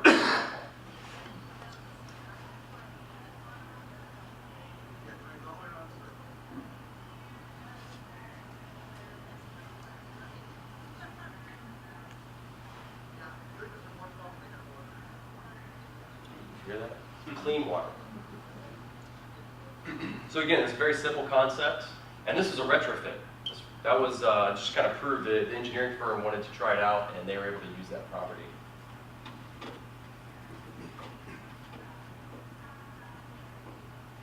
All right, let's get to our next case study. All right. So a lot of subdivisions here, right? Subdivisions are a big thing in Houston. We see that a lot. And so this was a new project that we worked on with actually the same engineer who just designed that project that I just showed you. And this was a pretty neat one because we're able to break up the runoff. We did a conventional, the engineer ended up doing a conventional detention pond in the back.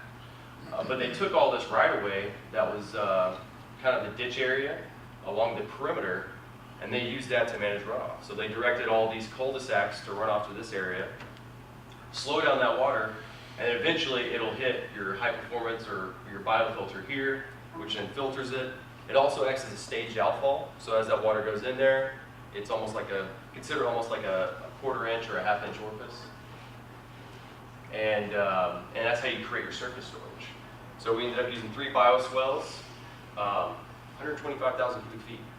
You guys think y'all have detention problems? In New Orleans, people are complaining about 2,000 cubic feet. So in Houston, everything's bigger in Texas, I guess. But the biofilter, 330 square feet.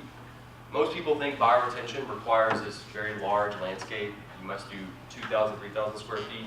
What we have found is if you use a high-performance system, you can shrink down your footprint. More importantly, you reduce your overall maintenance.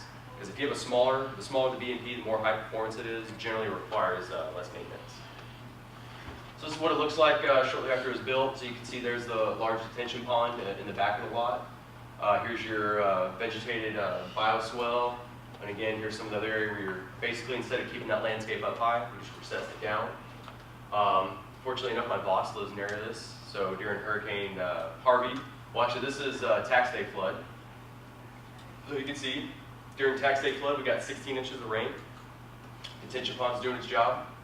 So are the swells, right? Doing the same thing, just doing a little bit different. And then Harvey hit, 4 days of nonstop rain. This project was located where they got approximately almost 30 inches of rain in 4 days, right? Huge amount of rain. And so you can see, this is during the storm, so I've got all of your water's flowing up. It's actually in bypass right now, so it's actually going into the overflow of the structure. A day later, now it's all drawn down. So this is all the water, it's getting filtered. You don't see it, but there's the bioretention systems here, and it ties right into the under drain. So instead of having a staged outfall where you have like maybe a 12-inch pipe, 6-inch, 2-inch, or whatever it may be, you just use your landscape as a restrictor or that engineered soil. Again, this is another project. This is actually a 100-acre subdivision in Houston. The entire subdivision uses these large bioretention basins in the median to manage runoff. So there's no curb inlets, grade inlets. It's all fed through here. There are overflows, so it's kind of hard to see, but that's the overflow right there. So you can see they're creating all this surface storage in there. That's what it looks like now. So what we've shown is green infrastructure can survive hurricanes. It can help manage that water. It's not going to do much flooding. You know, you can only address flooding so much, but what's really great about this project is it all drains from the back of the lot to the center. You're creating this really nice landscape for people to look at. So it's a little bit different way of managing runoff, but the reason the developer did this, they got 100 more lots doing this design. Because instead of doing a very large detention basin, they're able to break up the landscape using these bioretention basins, and they got 99 more lots. And the engineer actually, luckily, he sold them on that project, and they were able to get really successful. They're going into phase 2 right now. So now we talked about how. So what are some of the deliverables? What are some of the things that we should talk about? We talked about this earlier. I think verifying performance is probably the utmost important thing when you're building green infrastructure. So one thing that we pride ourselves on is when we go build a bioretention basin, permeable pavement, well guess what? We actually go out and do an infiltration test. And we send that report to the designer so they know that what we built works. And so what that does for the design community, it takes that liability of not knowing whether the contractor has the experience or might not build it right, puts it on us. Because it's our system, we're going to build it, we're going to show you that it works. And you can do this in your specifications. We call them performance-based specifications, where in your plan you say, all right, Mr. Contractor, after you build this system, we want an infiltration test. If you don't pass it, well, guess what? You don't get your closeout documents. You can't get your closeout documents, you don't get paid. And we'll talk about some case studies where we address with that. Another important thing is lifecycle cost. Most of the time when you're talking to a developer or a client owner, you're saying, oh, we're going to do this detention pond, it's fairly cheap, you know, we need some cut and fill, so it won't be a big deal. But detention ponds aren't free. They still require maintenance. One of our fastest growing departments is our maintenance department, because we are rehabbing detention ponds like it's nobody's business. Because a lot of times, what Luke was talking about, the slopes get unstable, maybe the vegetation gets lost, and you get this rilling, and you get a detention pond that's full of sediment. And the lucky thing that we have going for us in Houston is that all these property owners have to renew their BMP permit, well, it's really a stormwater quality management permit, they have to renew that every year. So they have to have an engineer come out, inspect their detention pond or permeable pavement, whatever it is. If it's not working, well, then the engineer can't stamp it and they can't get their permit, and then the county comes knocking on the door. And so that's one reason why we're able to kind of create these maintenance departments in Houston, is because there's a big demand for it. So Silt happens. This is actually a funny story behind this. This is when me and my boss first went to New Orleans. We were kind of doing market research. We wanted to go talk to the city, see what they were doing with the new stormwater ordinance. First thing that happened to me when I got to New Orleans, I got towed. Anybody else got towed in New Orleans? Very expensive. Not only that, they tow your vehicle underneath I-10. Not the best place, kind of sketchy. But cool thing is we stumbled across this project, and we noticed these pavers, and we knew that they were supposed to be permeable pavers, and we get out there, and it's just covered with silt. And so we were kind of able to use this example to just the city was actually kind of surprised this happened. They were like, whoa, how is this happening in our city? You know, this shouldn't happen this way. But again, you know, it happens. So here we go. I know this video's not going to work. Nope. All right. So if you're worried about your contractor,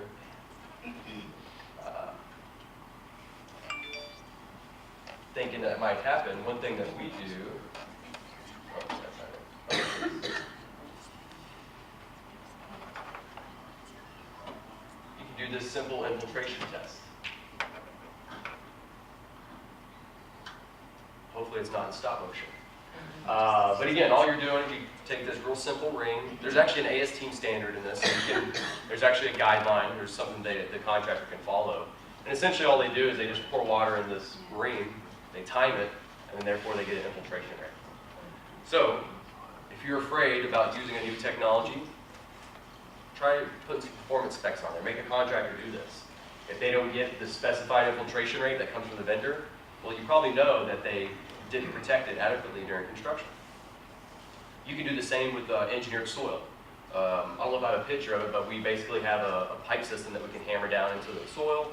It infiltrates at a certain rate. We know we're good.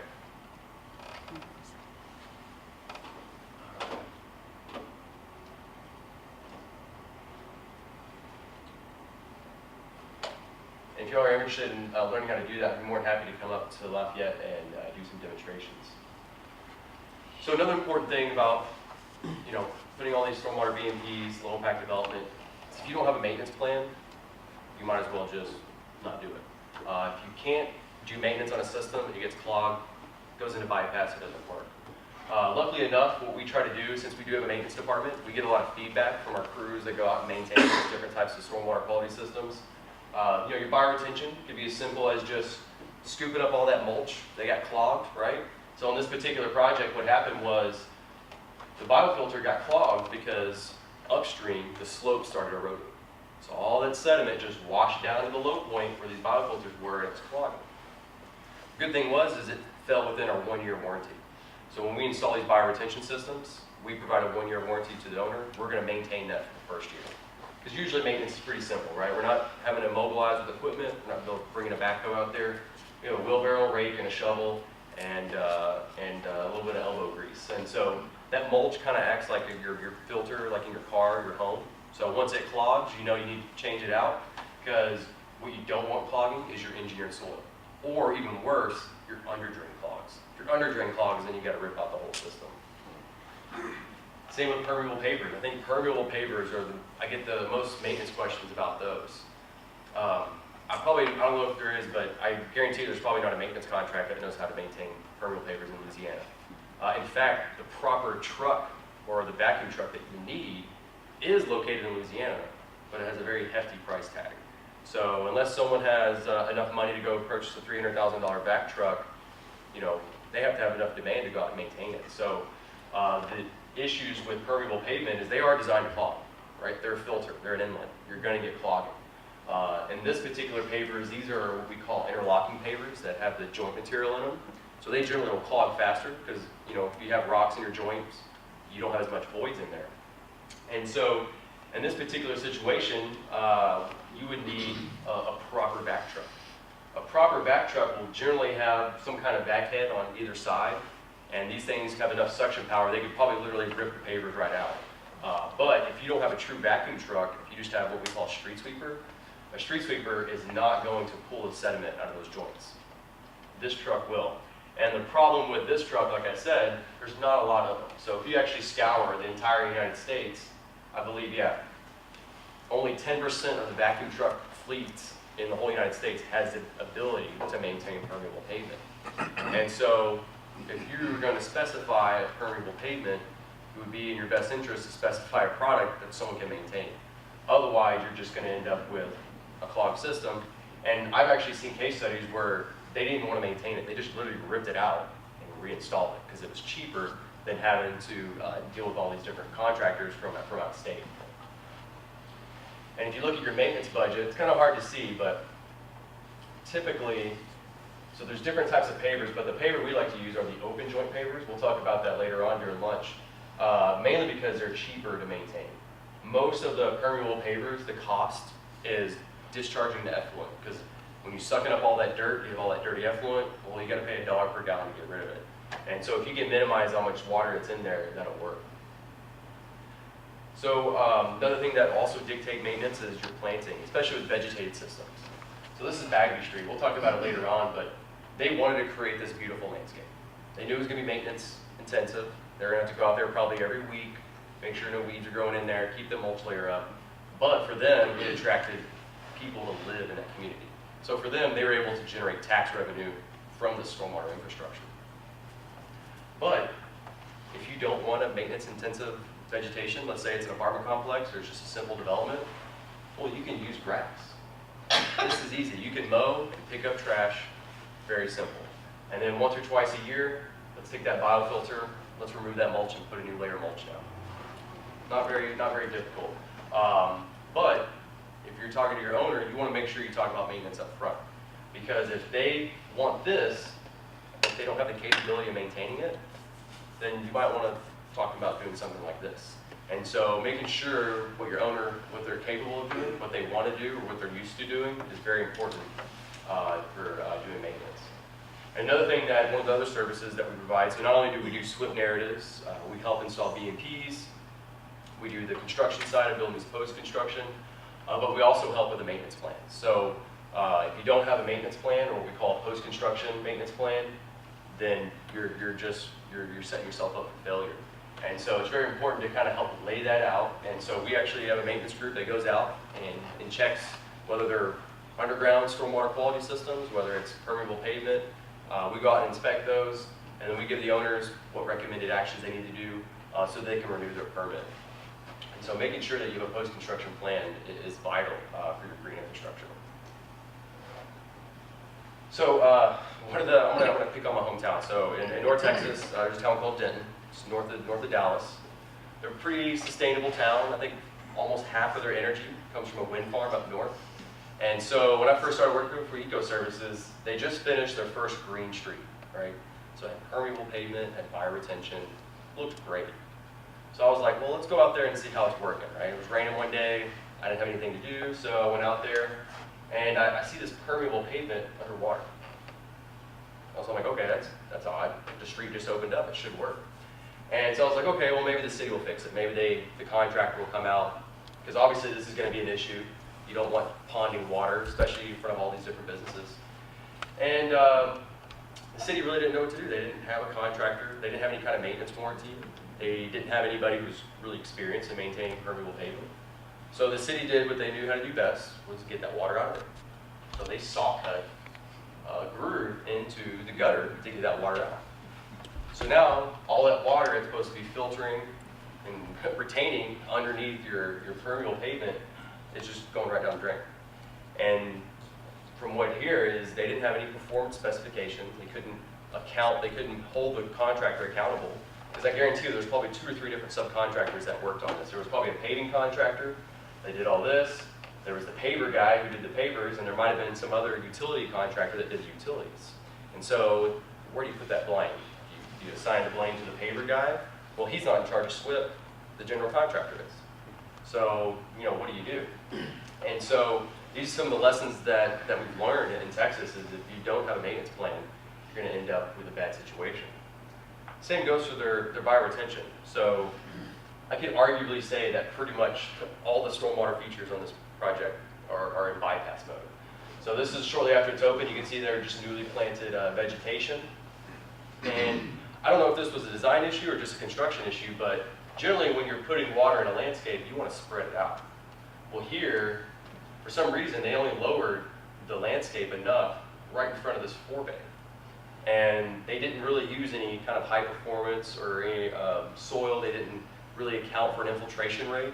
They didn't assign an infiltration rate. And so what happens is you get this ponding water. It becomes a nuisance. So the city does what they know best, is they keep that water out of the bioretention. So they basically fill this forebay full of rock, put more rock here. But the plants look great. If you go down the street, it's beautiful. It looks great. But from my perspective, what I see is just a project that just didn't have the right performance specs or the maintenance plan.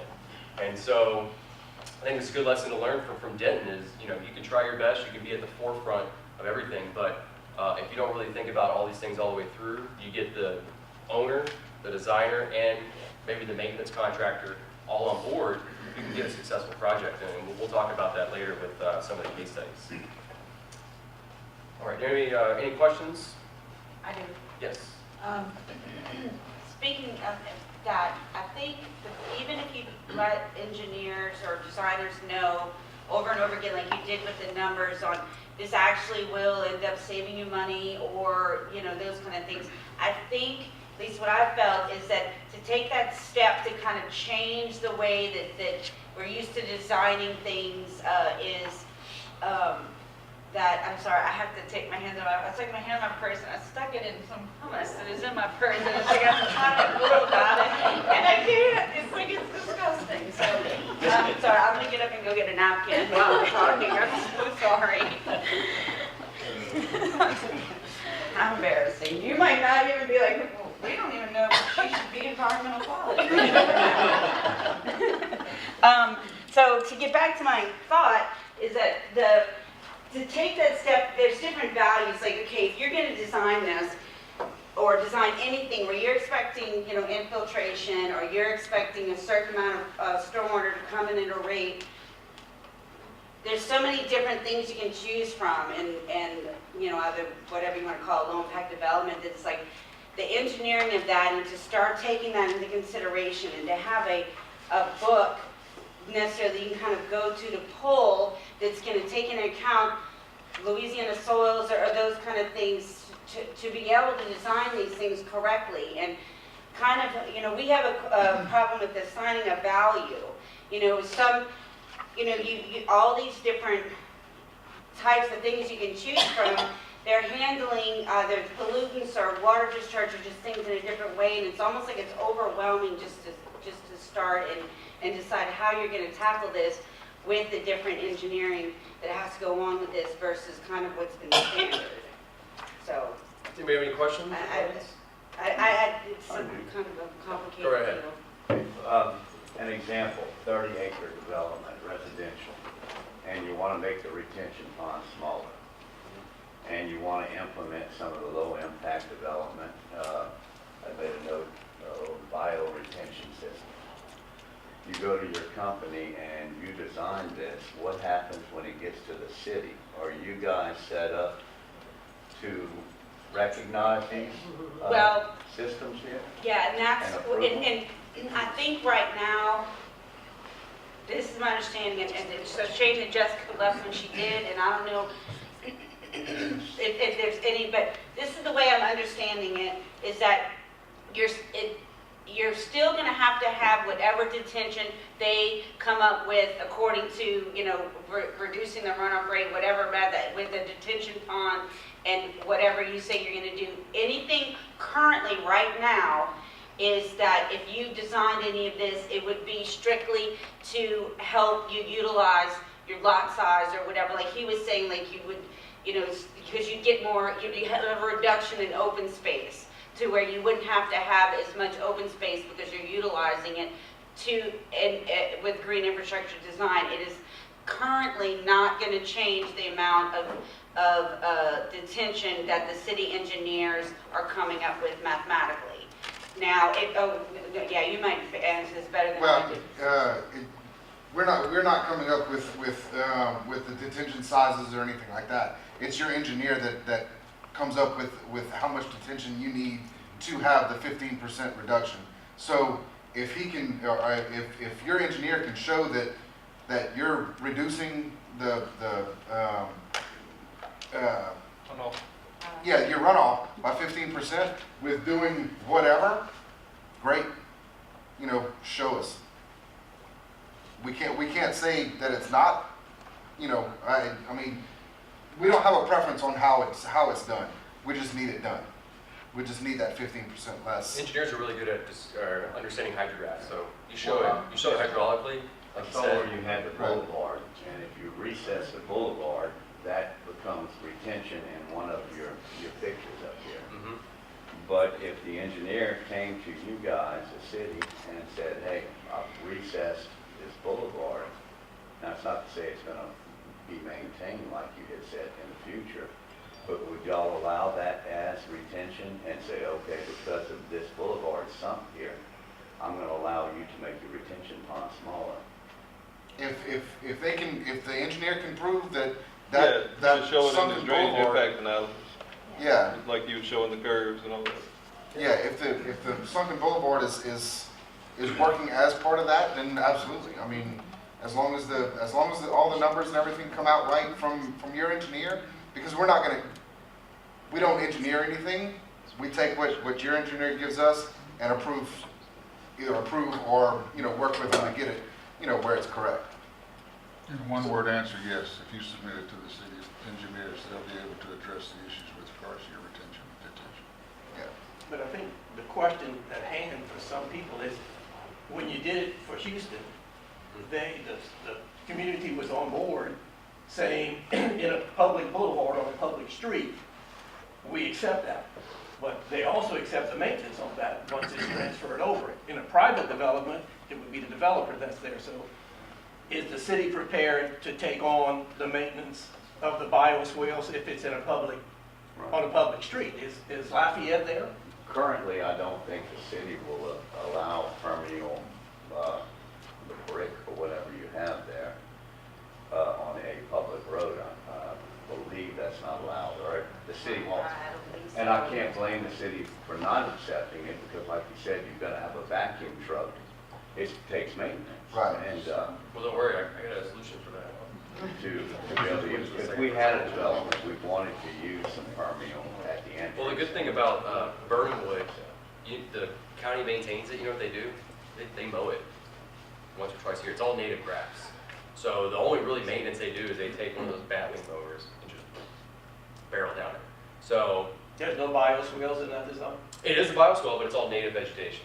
So Oh, it okay. essentially it's a recessed landscape. Usually a bioswale and bioretention are used interchangeably, but usually a bioswale is because it's conveying water. Bioretention, you're just kind of storing it.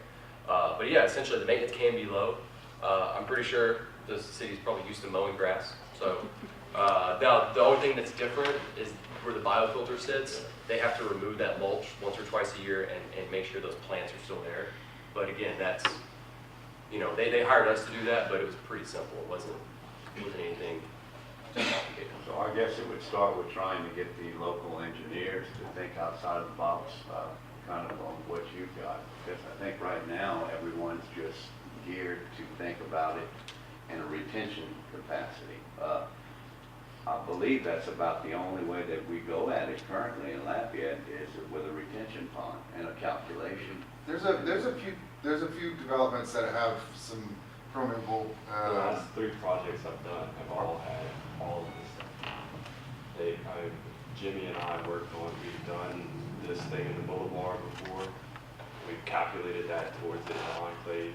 We've done bioswales, like the project we just finished on College Saloon has a giant bioswale on the backside. I mean, this stuff is, the city's been improving us. This is years now that we've been doing this stuff.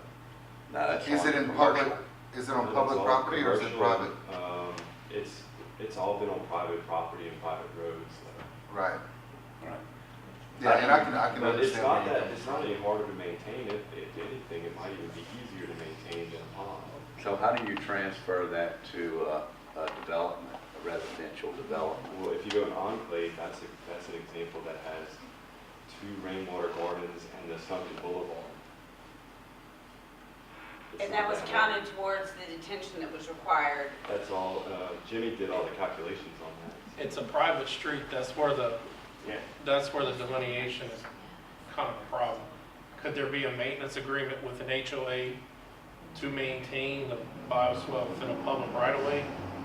I don't know, that's kind of where the, You actually do a lot of that use in the mud districts and HOAs, where they have to be required to maintain things, so they'll put that, just add whatever to the HOA, and then you have a contractor to come out and maintain those things on the residential side. Awesome, and you guys are already here, we should have had you present. Jimmy did all the calculations. Our Jimmy. I just designed it. get your calculator out, he likes to talk in front of people. Well, it sounds like you guys are already on the right track.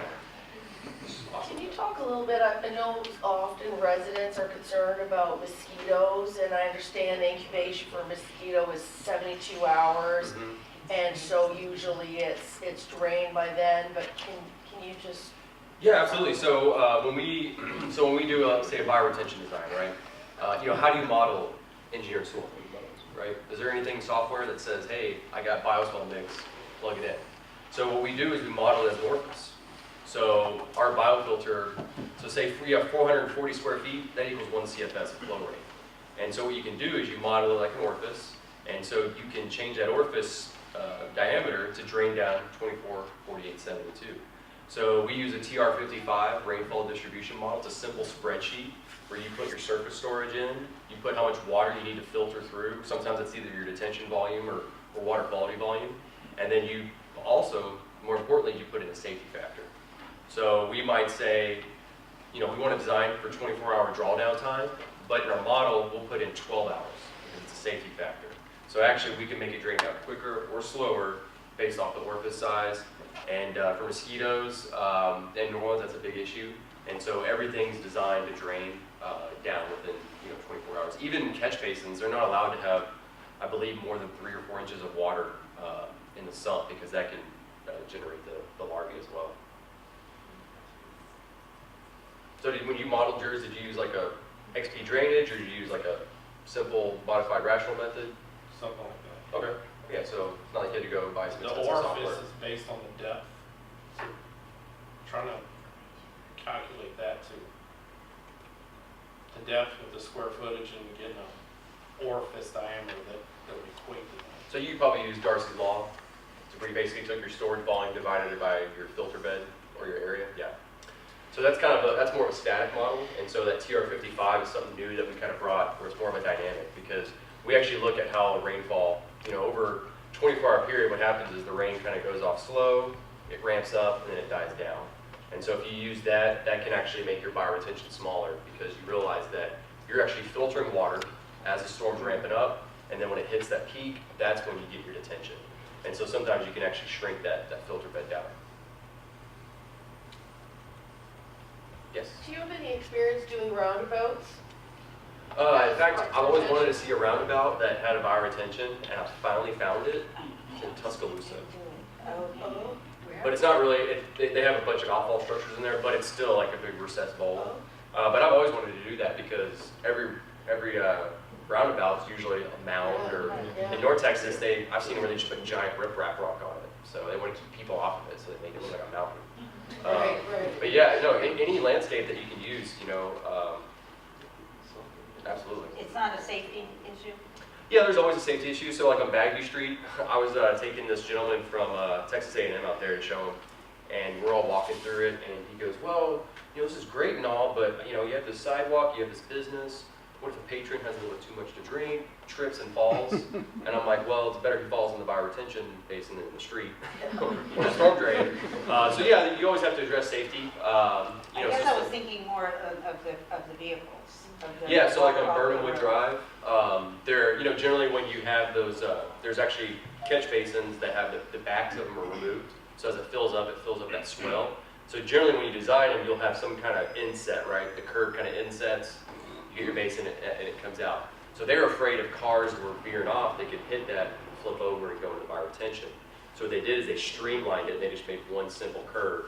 so that, it's just like a normal roadway. I guess let me rephrase again. I thought that it was more of the getting the water off of the road as quickly as possible, that there's issues with that sometimes with how you're designing roadways because of the cars and there being, Yeah, you always that's have what I've been told. Yeah, you generally, that's why they use the crown roadways or have some kind of cross slope on there.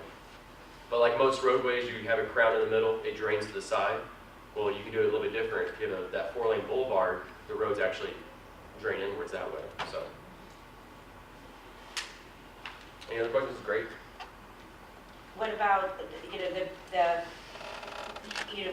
maintenance is an issue, having a required, like where it's been approved in enclave. I mean, is there anything that's something that I feel like has to be on the books, that there's got to be a maintenance or an inspection process or something that the city would have to do to ensure that however you designed that it was being maintained to where it's actually still working as it was intended. It's the same thing though for detention ponds. I mean, it's the. But we don't have anything in place for that either, and I guess it's like even instead of considering that, I mean, it's like, we do, but we don't really do anything about it. I don't think that it's like to make sure that they're not, that they are, that even though the city did this themselves, that somebody doesn't come along and just do that. There's an HOA, but one thing that I think Jimmy and I, at that time, because this was a couple of years ago, we were trying to do just the shed right off into the boulevard.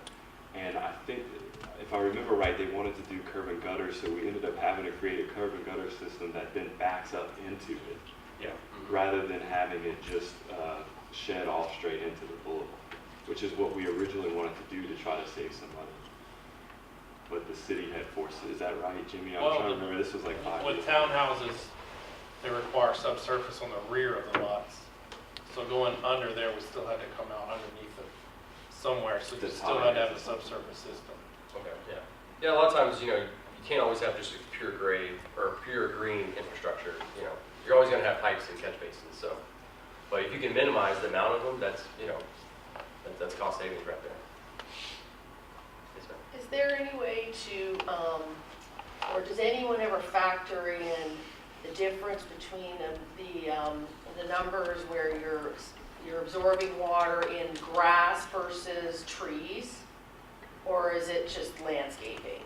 You could do that, but a lot of times that's considered a safety factor, so they just kind of assume that it's not going to be there. But we'll talk about later in my case studies how you can actually use trees as part of your stormwater infrastructure. Because if you can grow a tree with a larger canopy, well, that canopy can hold more water, create more shade, fight that urban heat island effect. Any other questions? Do you want to take a break before the next presentation? Sure, we can take Yeah, you want to take a break to 10:30? 10:30? I guess so, we'll come back. Thank you.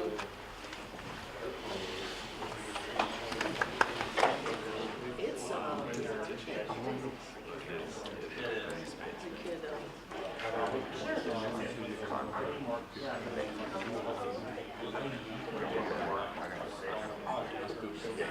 And then they allowed it for portioning of it.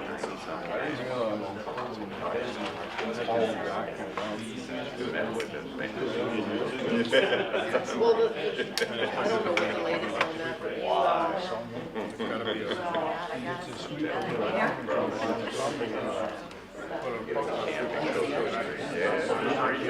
Trying to work it out, so everybody gets out. I don't know what happened.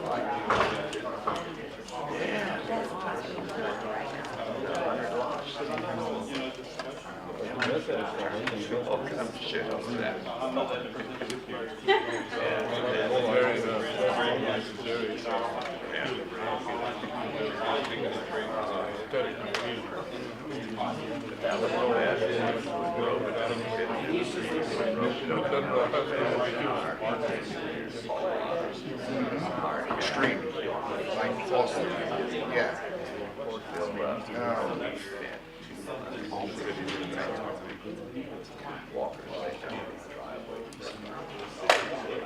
We're on the same page, though. That's the same one we're talking about. So far, It's funky, yeah. Oh, yeah.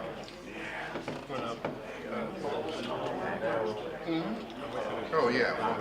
All right, I guess we'll go ahead and get started again to wrap up with some case studies.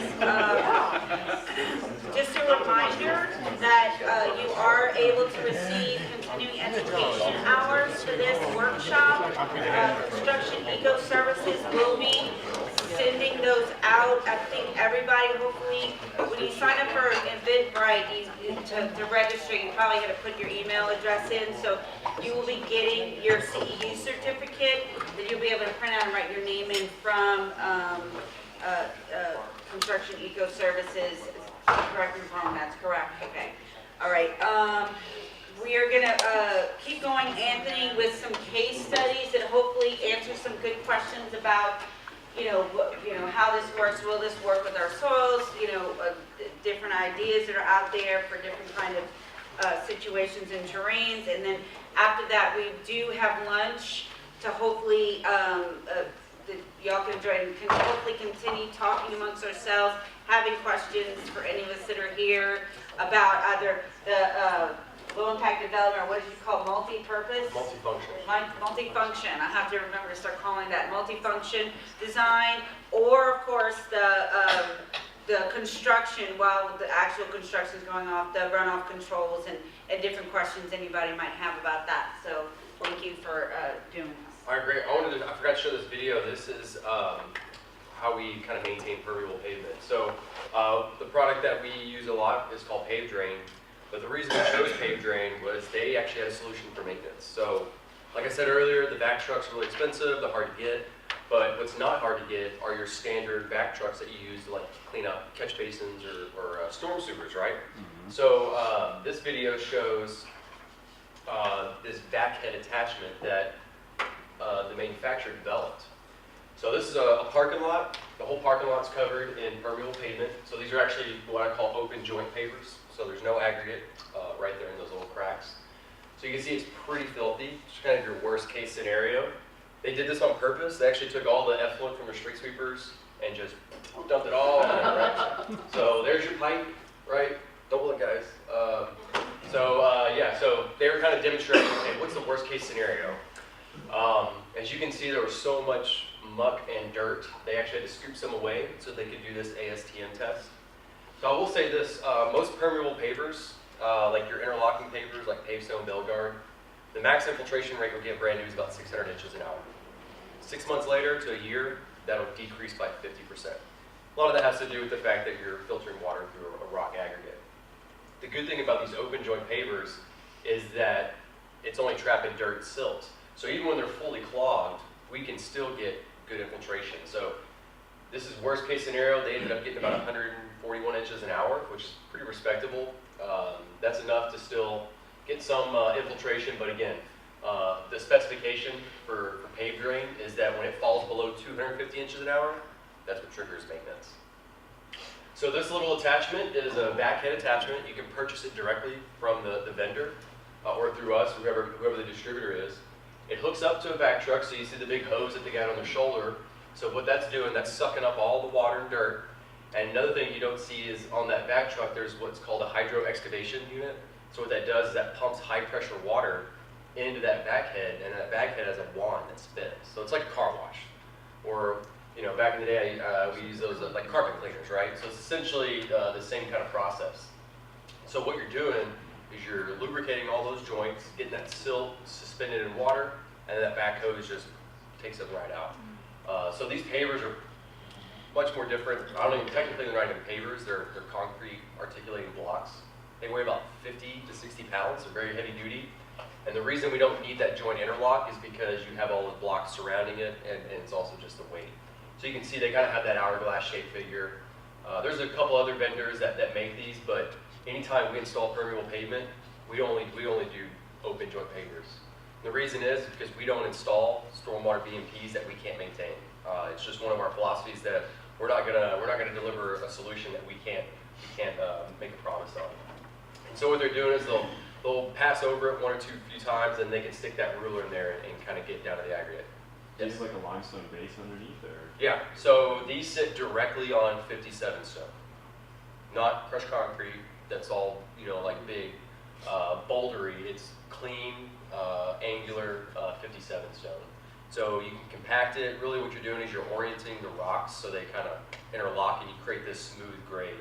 And there's also a layer of geogrid that sits in between the rock and the paver. And so since we don't have a bedding layer like most pavers, that water can go straight to the rock, hit the under drain, and you create your storage.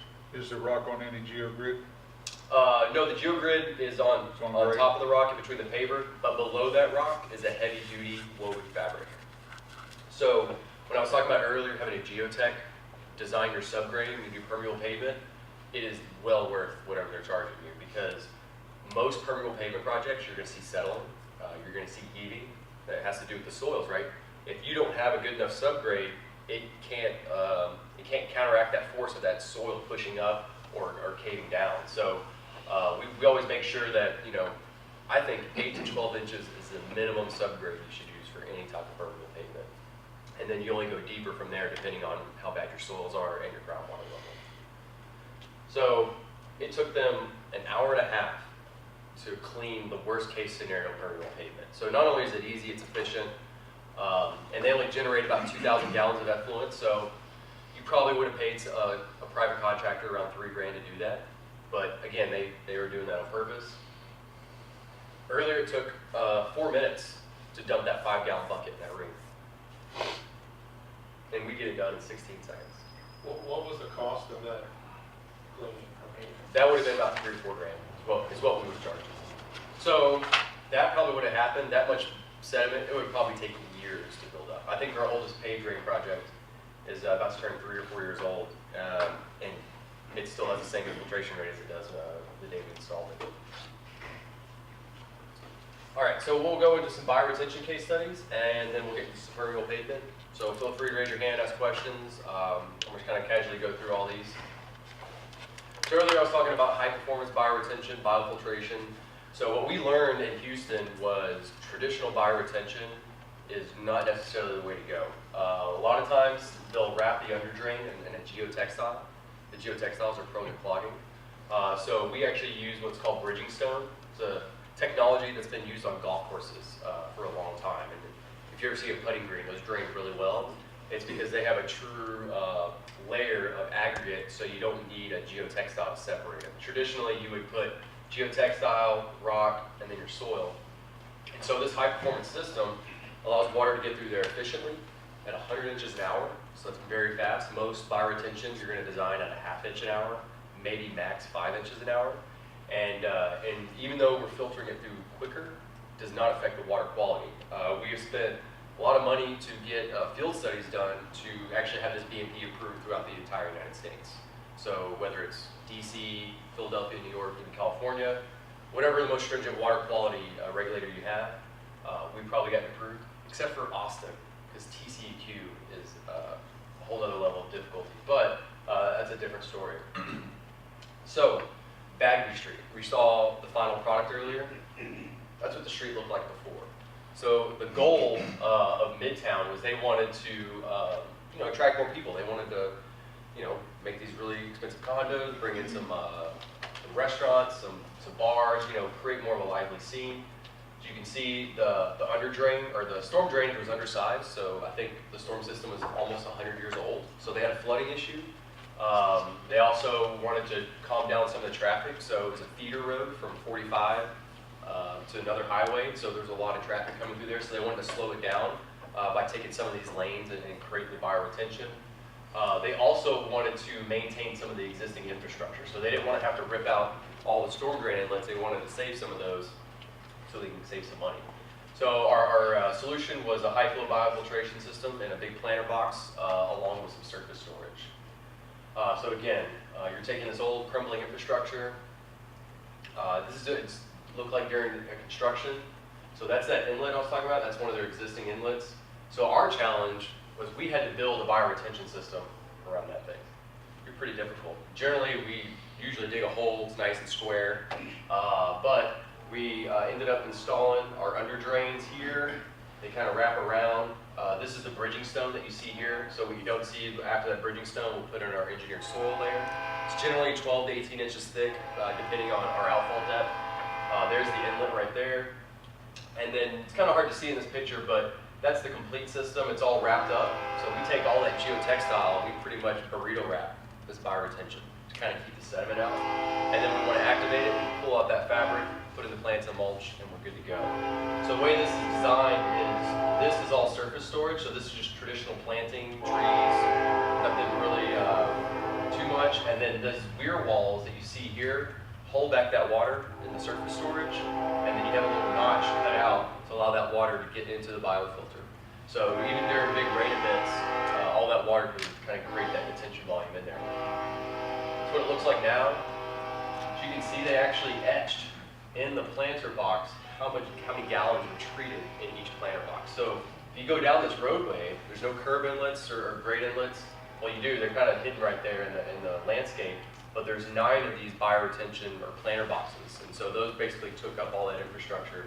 And they have the sidewalk here.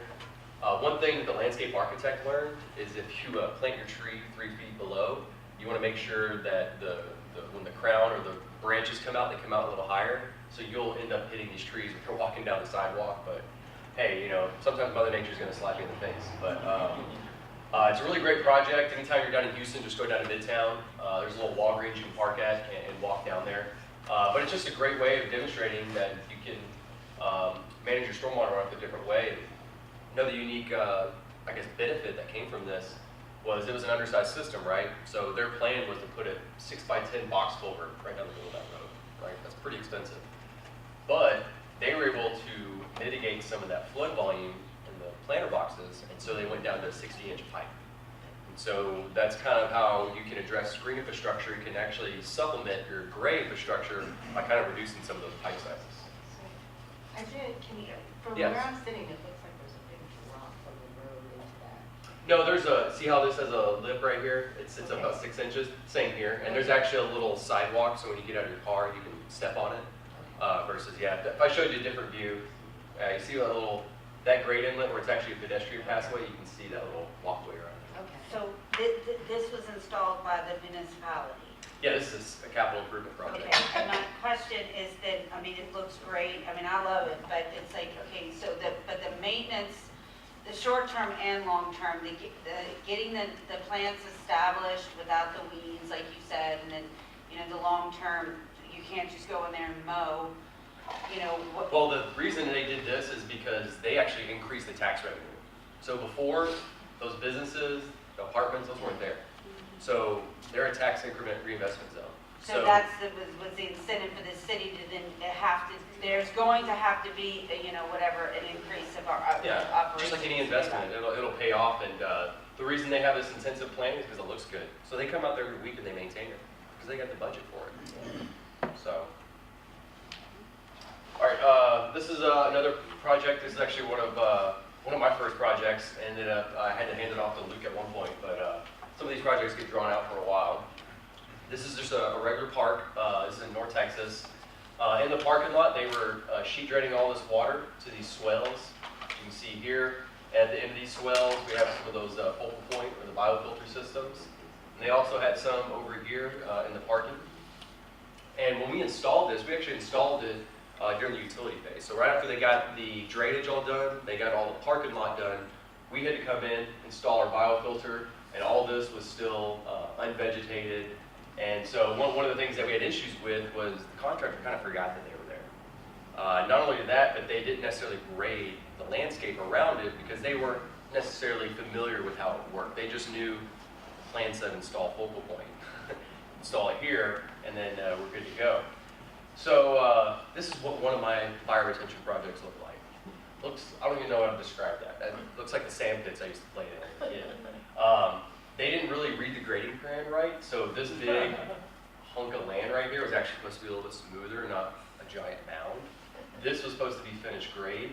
As you can see, you can't even see, this is all parking. That's how much sediment built up. And of course, here's our inspection report. We usually keep them up high for reasons, because situations like this.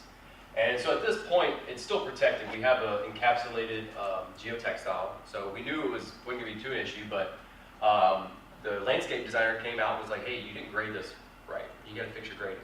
So they had to come back in after they sodded all this, they had to regrade it. And when they did, they buried the focal point under even more dirt. So, and I think at one point they actually took off the geotextile without telling us. And so we ended up with a bioretention system that had a big clay cap on it, right? Here's our inspection port, but how's water supposed to infiltrate there, right? It's not. Luckily, we had that performance verification in there. So the contractor knew he had to pass an infiltration test. So guess who they called? They called us, like, what do we do? So I believe Luke was out there using some of your pictures, right?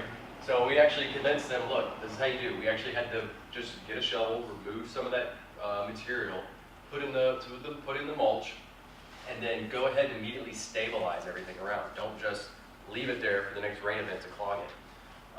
And so now, that looks a little better, doesn't it? We got some purple muley. What's interesting is they left the plant selection up to us, so I like the purple muley, so I got to put that in there. But again, this is a successful project. If it wasn't for those performance verification and having that contractor having to do an infiltration test, I guarantee you they would have just paved over it, or not paved over, they would have just put landscape over it, and they might have just installed catch basin. They're like, oh, whatever, we'll just install a catch basin, get that water out of there. So it's really important to have those performance specs in there. Any questions? All right, so this is another bioretention project. This is kind of a high-profile one. This is University of Texas's campus up in Richardson, Texas, so it's in North Texas. And they had a new building, and like most colleges, they want to have that LEED plaque, right? LEED silver, LEED platinum, let's throw a bunch of money and put it on a plaque, right? And so one of their challenges was they needed to address water quality and water quantity. It was all coming, most of it was coming off this building, and they had this small little landscape area to do some of the stormwater management. And what was funny was when I first, the designers came and talked to us, they go, hey, we have a really low budget, this bioretention, this bioswell, so we want to keep it cheap.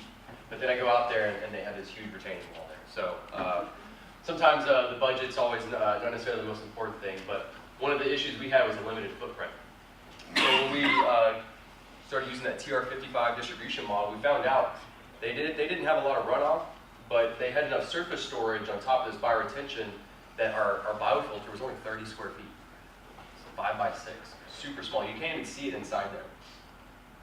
So as you can see, there's that retaining wall. Everything was sloped down, so this is your traditional planting medium.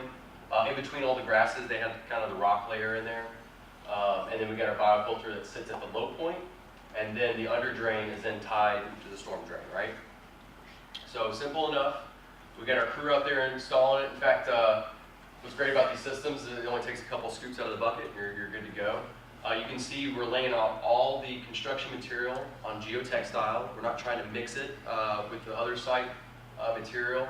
Generally, we'll actually put them in super sacks, and you can just pull the bottom of the super sack and it dumps right in the hole. So that's another good benefit about using that. As you can see, there's our inspection port. We got Corey there. He's installing all the mulch. And so we knew it was going to be activated soon. They were going to plan on landscaping in the next month or so. So we went ahead and put the mulch in.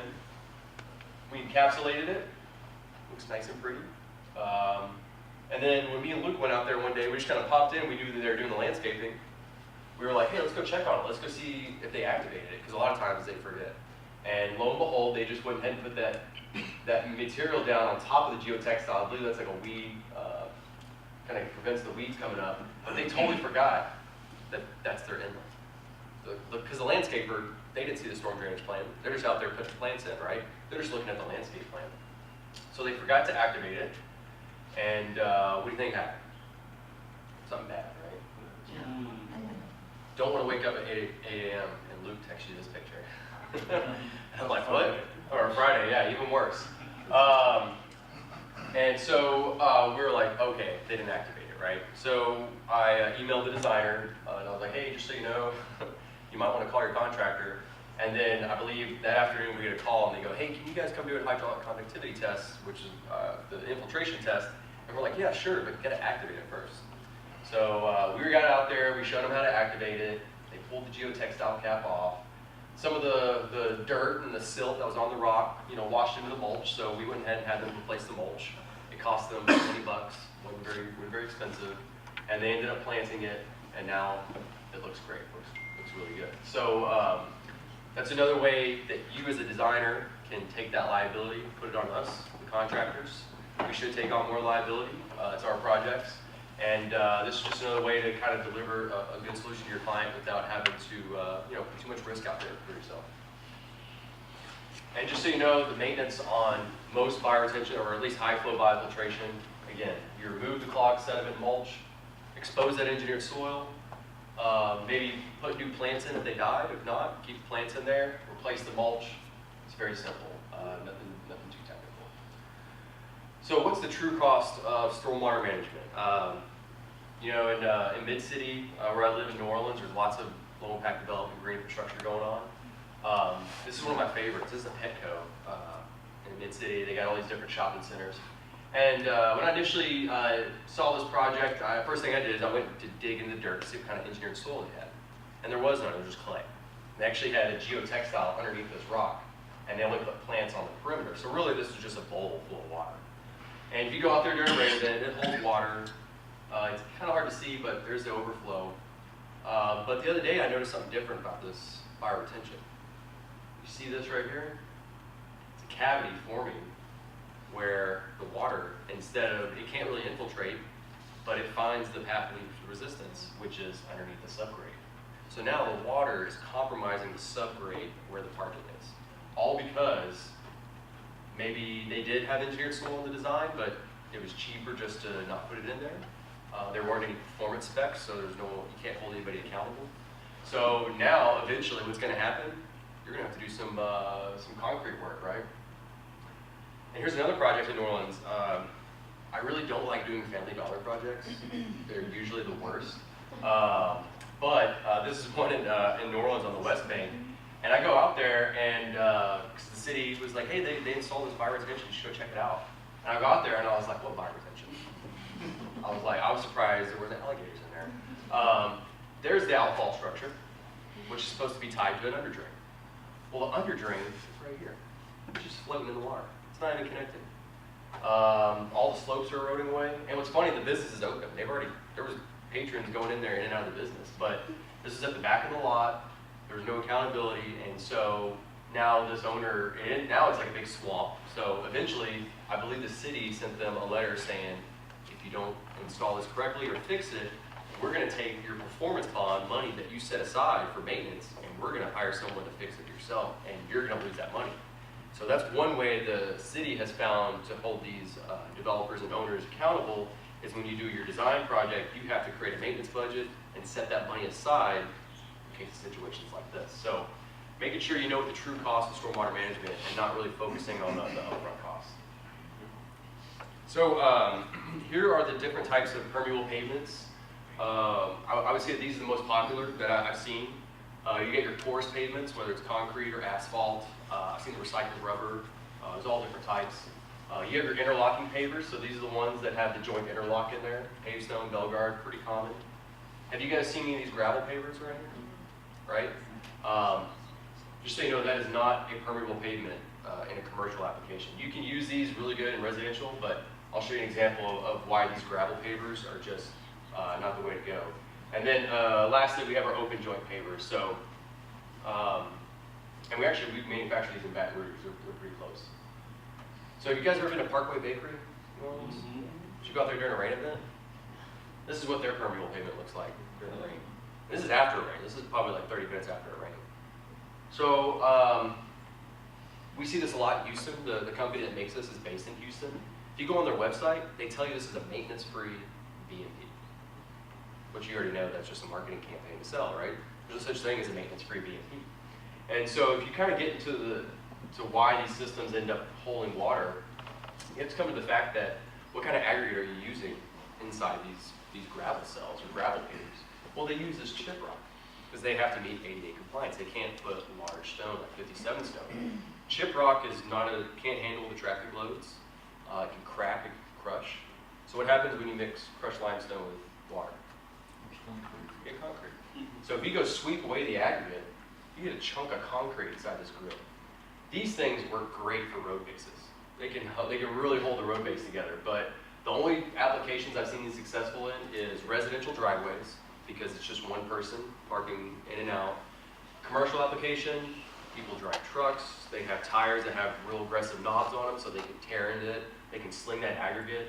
And so we actually sell gravel pavers, but my boss refuses to let me sell it. So anytime someone comes to us, we have to kind of shut them down, or at least tell them, hey, there's probably a better way of doing it.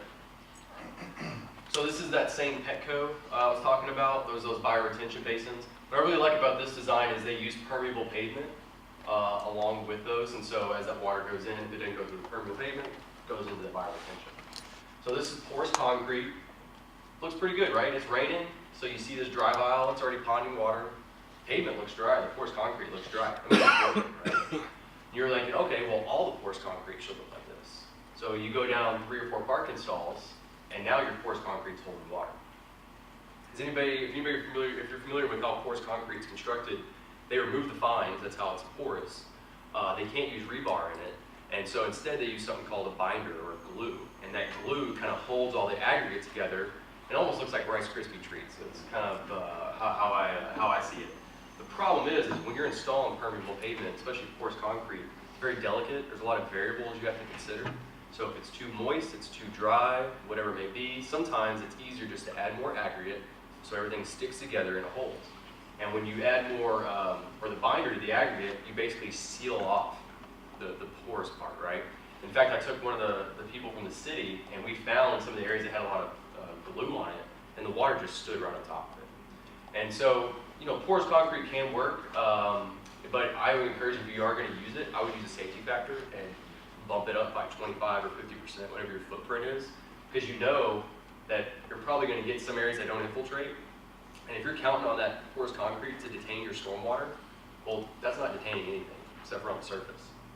And then a lot of times, if they don't use enough binder, then you get raveling, and that's when the gravel actually comes loose of the porous concrete, and now you have all this loose gravel on your site, and that can also become an issue.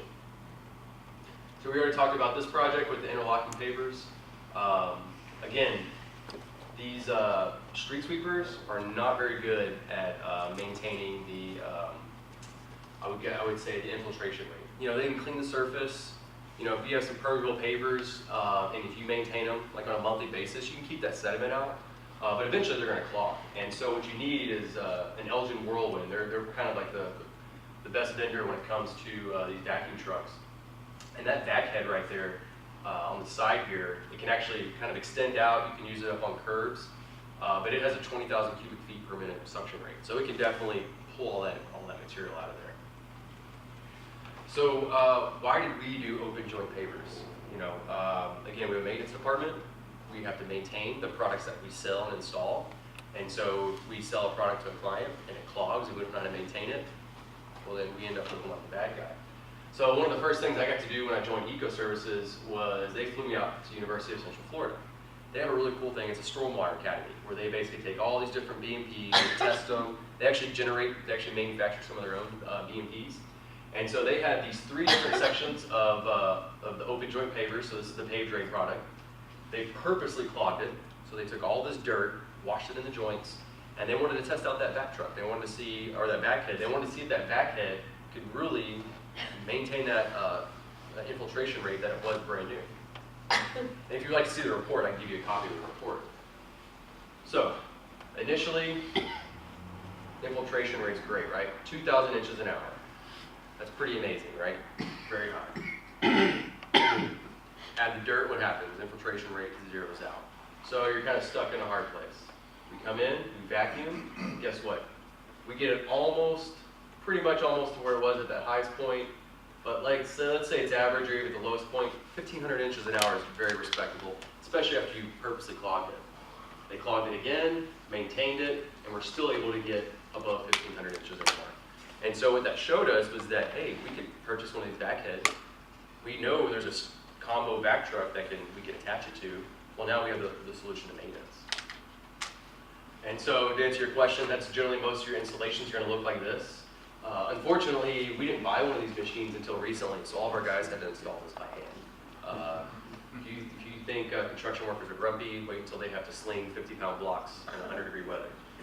In fact, we did a lot of our installs in Houston at night, so we would come in at like a midnight and work until like 8 a.m. These are really nifty machines. It's a 2-man crew, but if it's a smaller project, we usually do it by hand.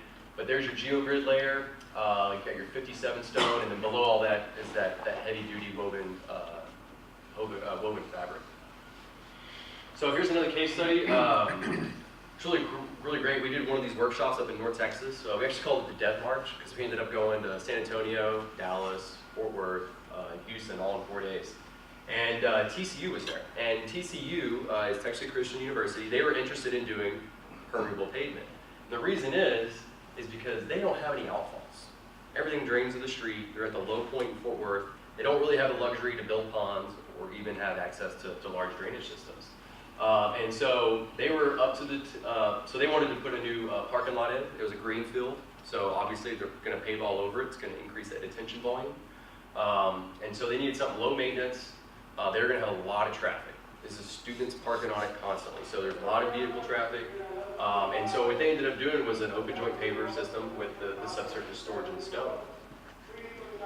So you can see these are the drive aisles, and then these are the parking bays. So what we did was we put only the pavers in the parking bays and left the drive aisles just regular concrete. What was interesting initially, they didn't install 57 stone. So this happens a lot with contractors. I'm surprised that there are contractors out there that still don't know what 57 stone is, but you come across them a lot because a lot of times it's just a non-uncommon material they use. So they call the quarry and they go, hey, give me 57 stone. Well, the quarry sent crushed concrete that looked like 57 stone. So we actually had to have them swap out this base material because it was real bouldery. You're not getting those angular faces, so we couldn't screed it out right. And if you actually look close on here, our pavers were kind of wobbling, so we actually had to remove those and fix all that subgrade. So one thing that we've done to address this issue is if another contractor is doing the subgrade work, we have them provide a QA/QC report. So basically you get a gradation report, so you know that it meets the ASTM spec for 57 stone. And we also, on that report will come an LA abrasion test. So an LA abrasion test will tell you whether your rock has enough hardness to actually support traffic. Because we had a distributor, or pavement distributor up in Indianapolis, and their limestone was soft, and so it couldn't handle traffic. So they actually had to use slag material. But making sure you get that QA/QC report before the stone is delivered is crucial, because once that stone hits the ground, you got to pay for it. And so the contractor ended up losing money on this because they didn't follow their spec, but nonetheless, it was a good lesson to learn. So the project looks great. So what they did is it was all asphalt, and then they did a concrete collar around all the permeable pavement. So you definitely want some kind of hard surface to put up against. But if you go on this parking lot, there's no storm drainage infrastructure. Everything goes through the pavers, into the stone, into the underdrain. And in fact, I think the underdrain ties into the curb and then just discharges to the street. So it's a really amazing project to kind of see how you can, even in the most, like I said, the worst location, you can still manage stormwater. So in New Orleans, I kind of got introduced to zero lot lines. I didn't know what that was when I went to New Orleans. In Texas, we have so much land, we can do what we want. So it was really difficult to come to a client and we're like, okay, we're at a stormwater management project, but we only have 1,200 square feet available. So this is a project where this is an elevated building.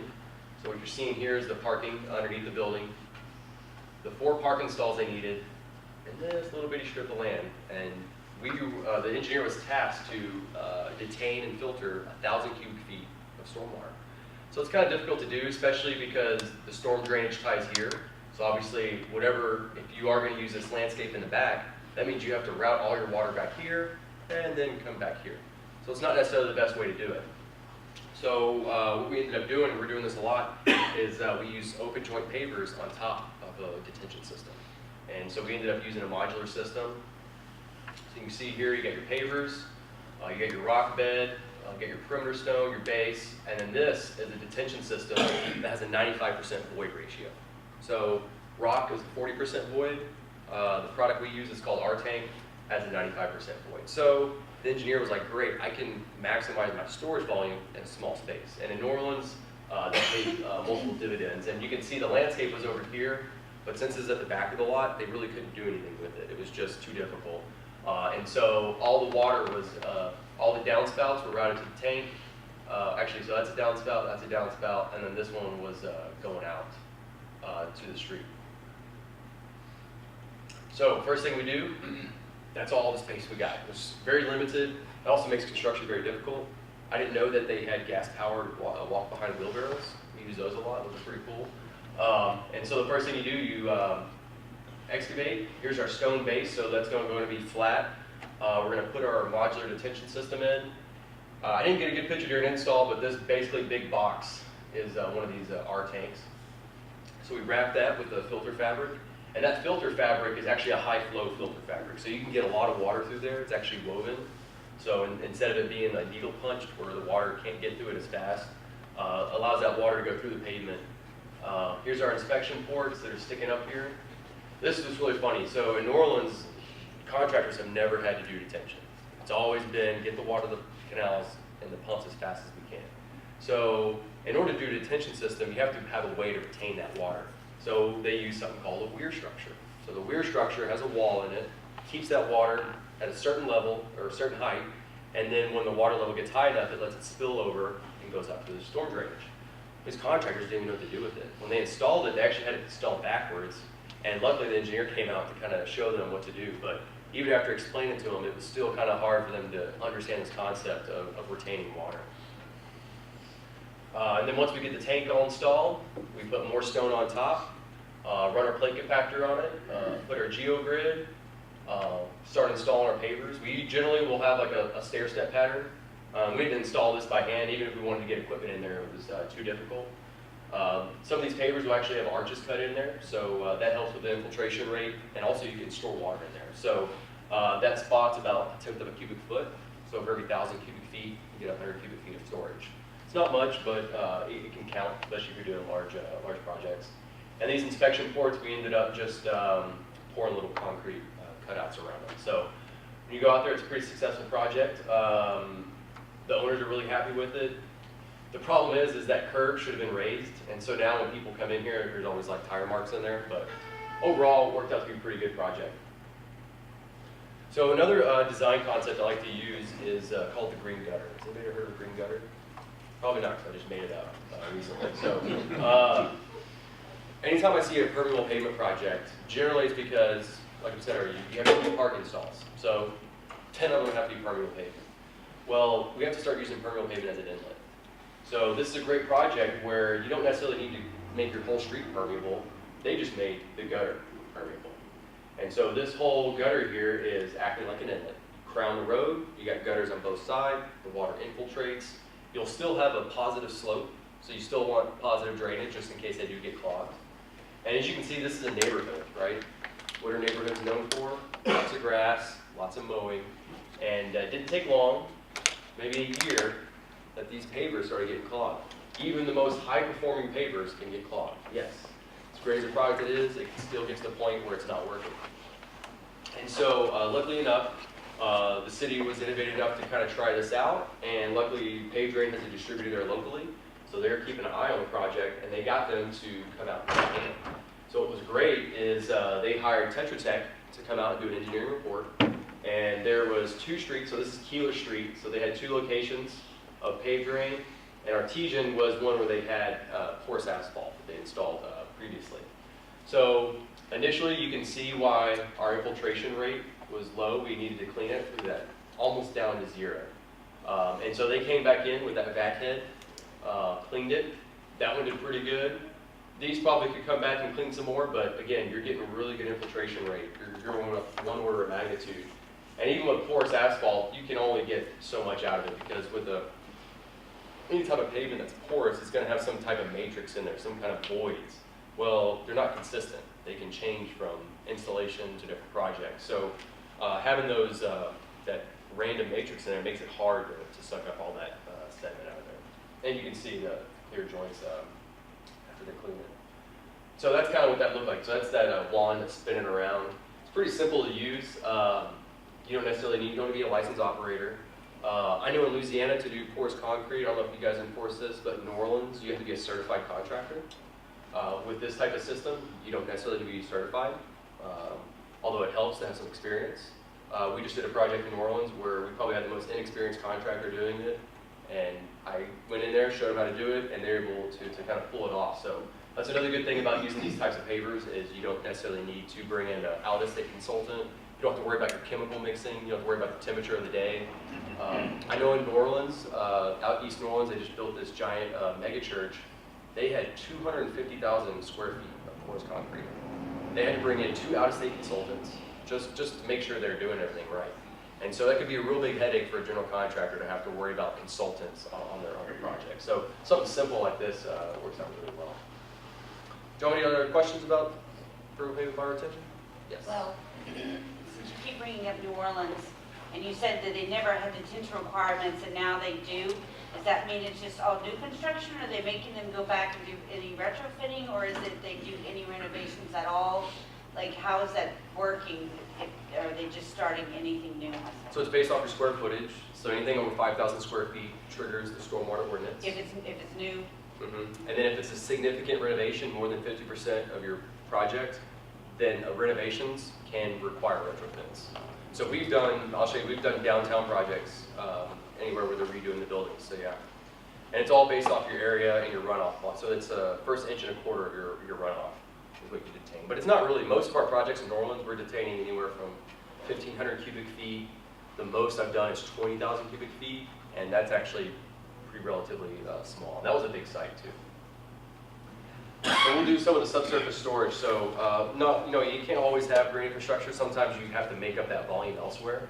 So this is one of those big projects I was talking about. So this is Art Space. This is a really cool project where both of these schools, so this is the Benjamin Franklin School, and the building I was taking the picture from is the Bell Art School. They're both abandoned since Katrina, so they weren't doing much. And this company came along, and they're turning it into apartments and all kinds of mixed-use development. But they had to come up with a significant volume. It's 22,000 cubic feet. And so these large detention systems work out well. This one's actually just located underneath landscape, so as you go out there, it's all grass on top. And what's really beneficial about doing underground detention, the best way to save money, is when you backfill a stone, you count it as your storage volume. So you get that 40% void. Another advantage is you can backfill these with sand, but you don't get the void ratio, because sand is $10 a ton, so it's way cheaper than doing aggregate. And we can actually put catch basins in there if you wanted to. In fact, the engineer really tried to get the owner on board with doing some type of green infrastructure, but some owners, some developers just want to do out of sight, out of mind. That's fine sometimes, but sometimes it makes maintenance easy on them. But again, there's different ways of attacking the solutions. We've seen chamber designs. These are pretty common. They're basically like half pipes. They look like little turtles. I get that a lot. But again, we're putting them underneath buildings. So the building's all pile supported. So I've never done a detention underneath the building until I got to New Orleans, but I was assured the structural engineers were okay with it. And so what we're doing is, like I said, the zero lot lines is an issue. And so we have projects where the whole project, there is no landscape, it's all building. So in between the pile caps, we're actually managing that runoff through that 95% void ratio with the R tank. So this is one of my favorite projects I did. I've never, first of all, I got to see how pile caps were constructed, but we had to work in this narrow right of way. I believe it was maybe 10, 15 feet. We went from this face of the wall to that. And then here's our tank right here. It's all wrapped in geotextile. And it was so difficult that excavator actually had to excavate slowly down there because they couldn't just drive over those pile caps. So doesn't matter what the design challenge is, there's always a solution for it. And now there's a building on top. So problem is we're going to have to make sure they maintain it. So luckily enough, the city does have that maintenance ordinance.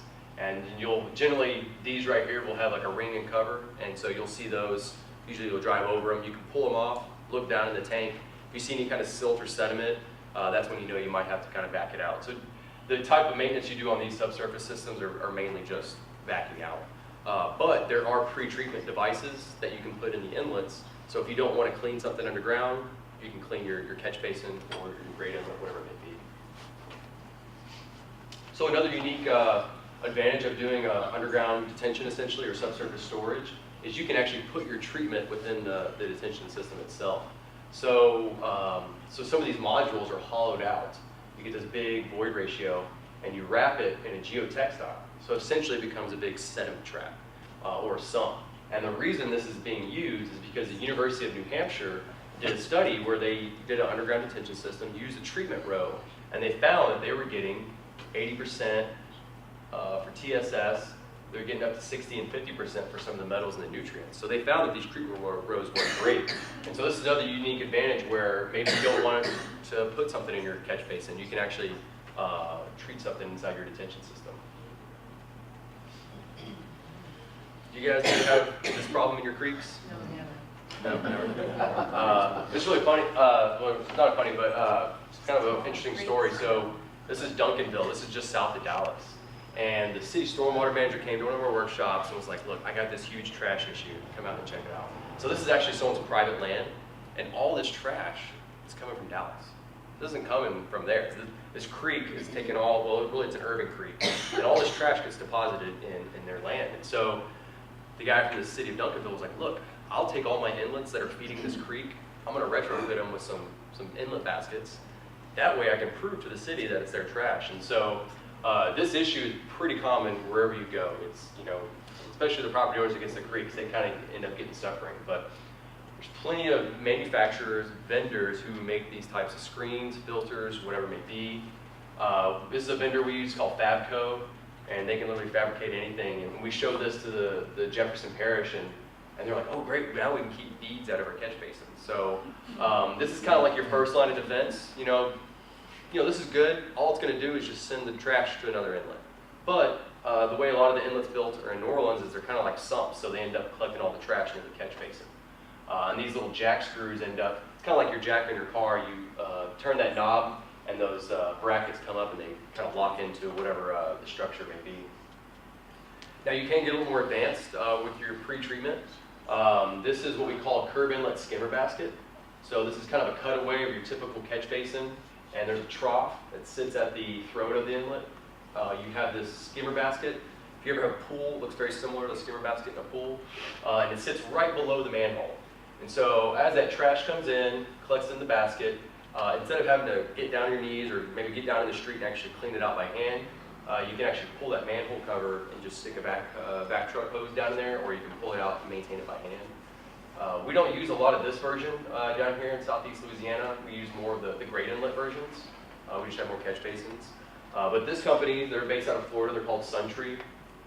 And these are all marine grade fiberglass, gel coated, so they hold up really well to some of the stormwater runoff. This was Greenville Avenue in Dallas. So Dallas started implementing some of the TSS standards, the suspended solids. So one of their first street projects, they had to put some of these inlet baskets in because they did have some great infrastructure, but the particular inlets they had, they just couldn't do other ways of management. And this is 2 months after we installed these baskets.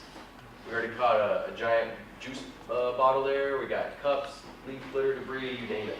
And in fact, I think the street sweeper was actually just sweeping it into the inlet. I don't know if you kind of see all this dirt and debris here.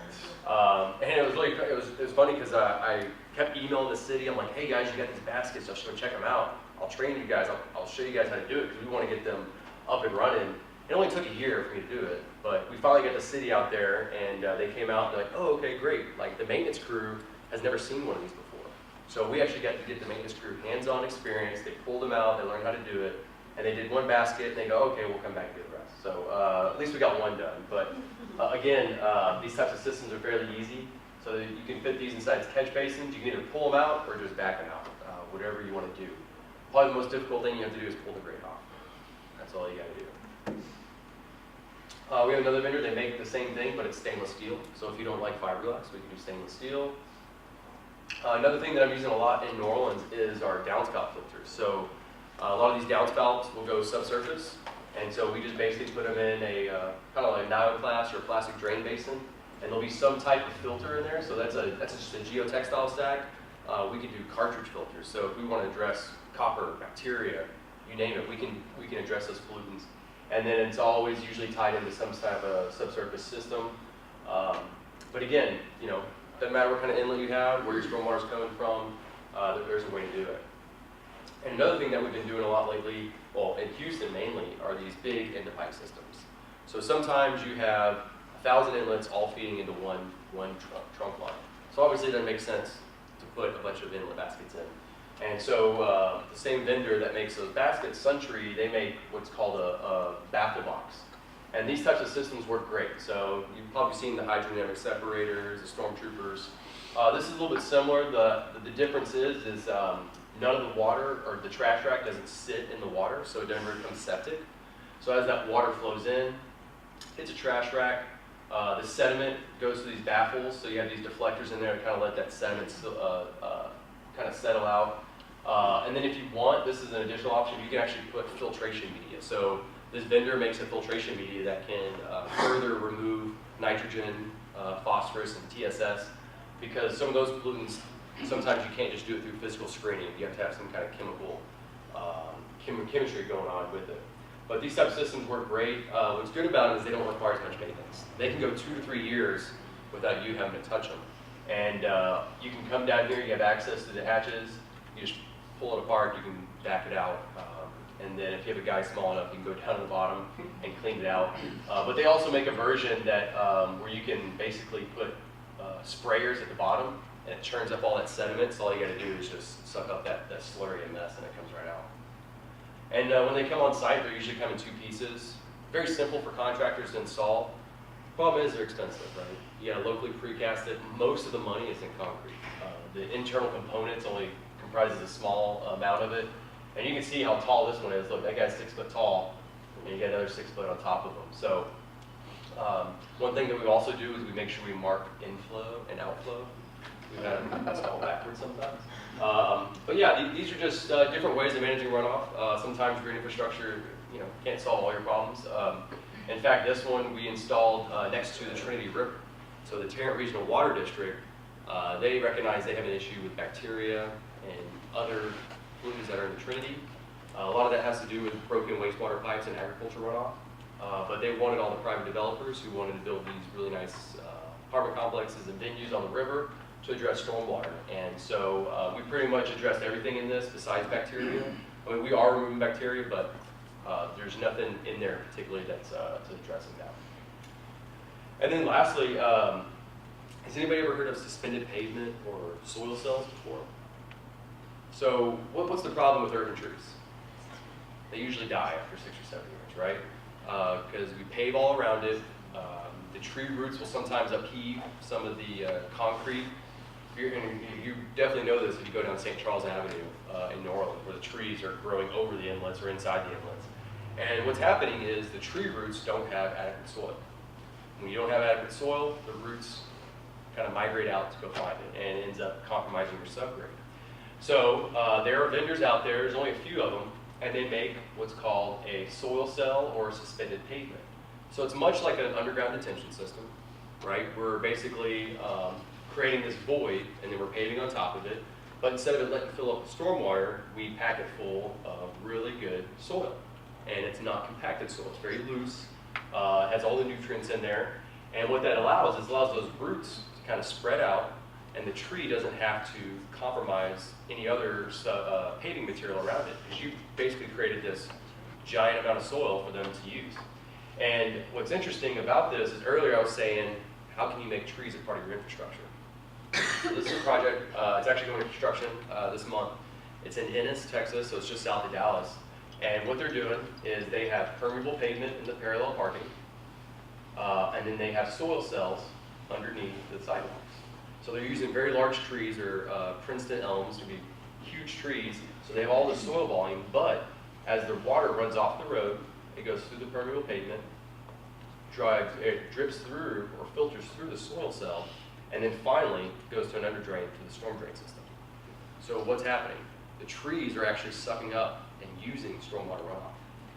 And what happens when your trees get adequate water and soil? Right?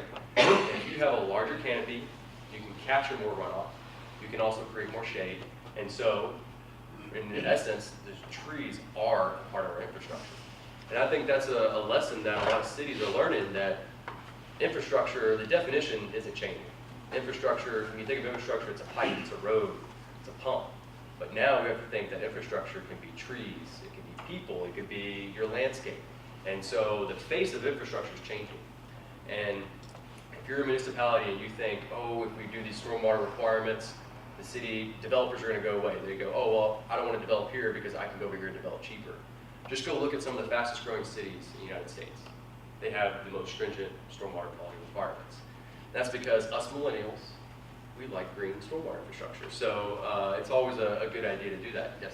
I'm seeing that your soil cell is under like pedestrian and just like seating right there. Mm-hmm. Does it also, I mean, there's plenty that go under streets, right? Yeah, you can. The reason it's right here, we're still getting a traffic load that comes off laterally, so they still design it for traffic standards. But yeah, you can use these underneath roads. They can handle that weight. In fact, I know overseas, most, these are super popular in Europe and Australia and Asia. They use them all the time.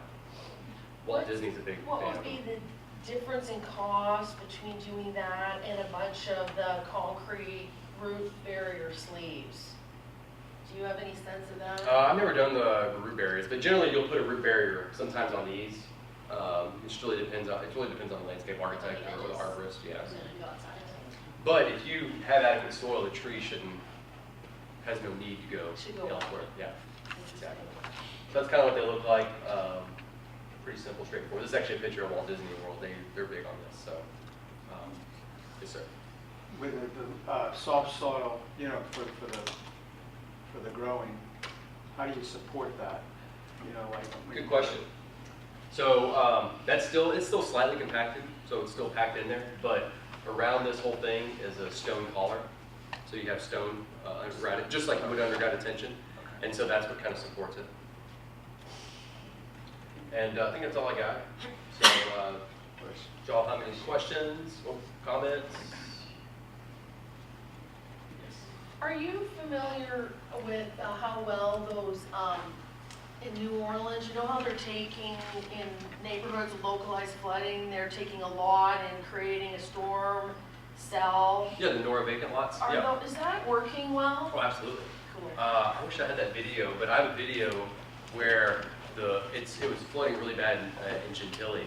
The water was rushing off the street into the vacant lot, and the vacant lot was just ponding up with water.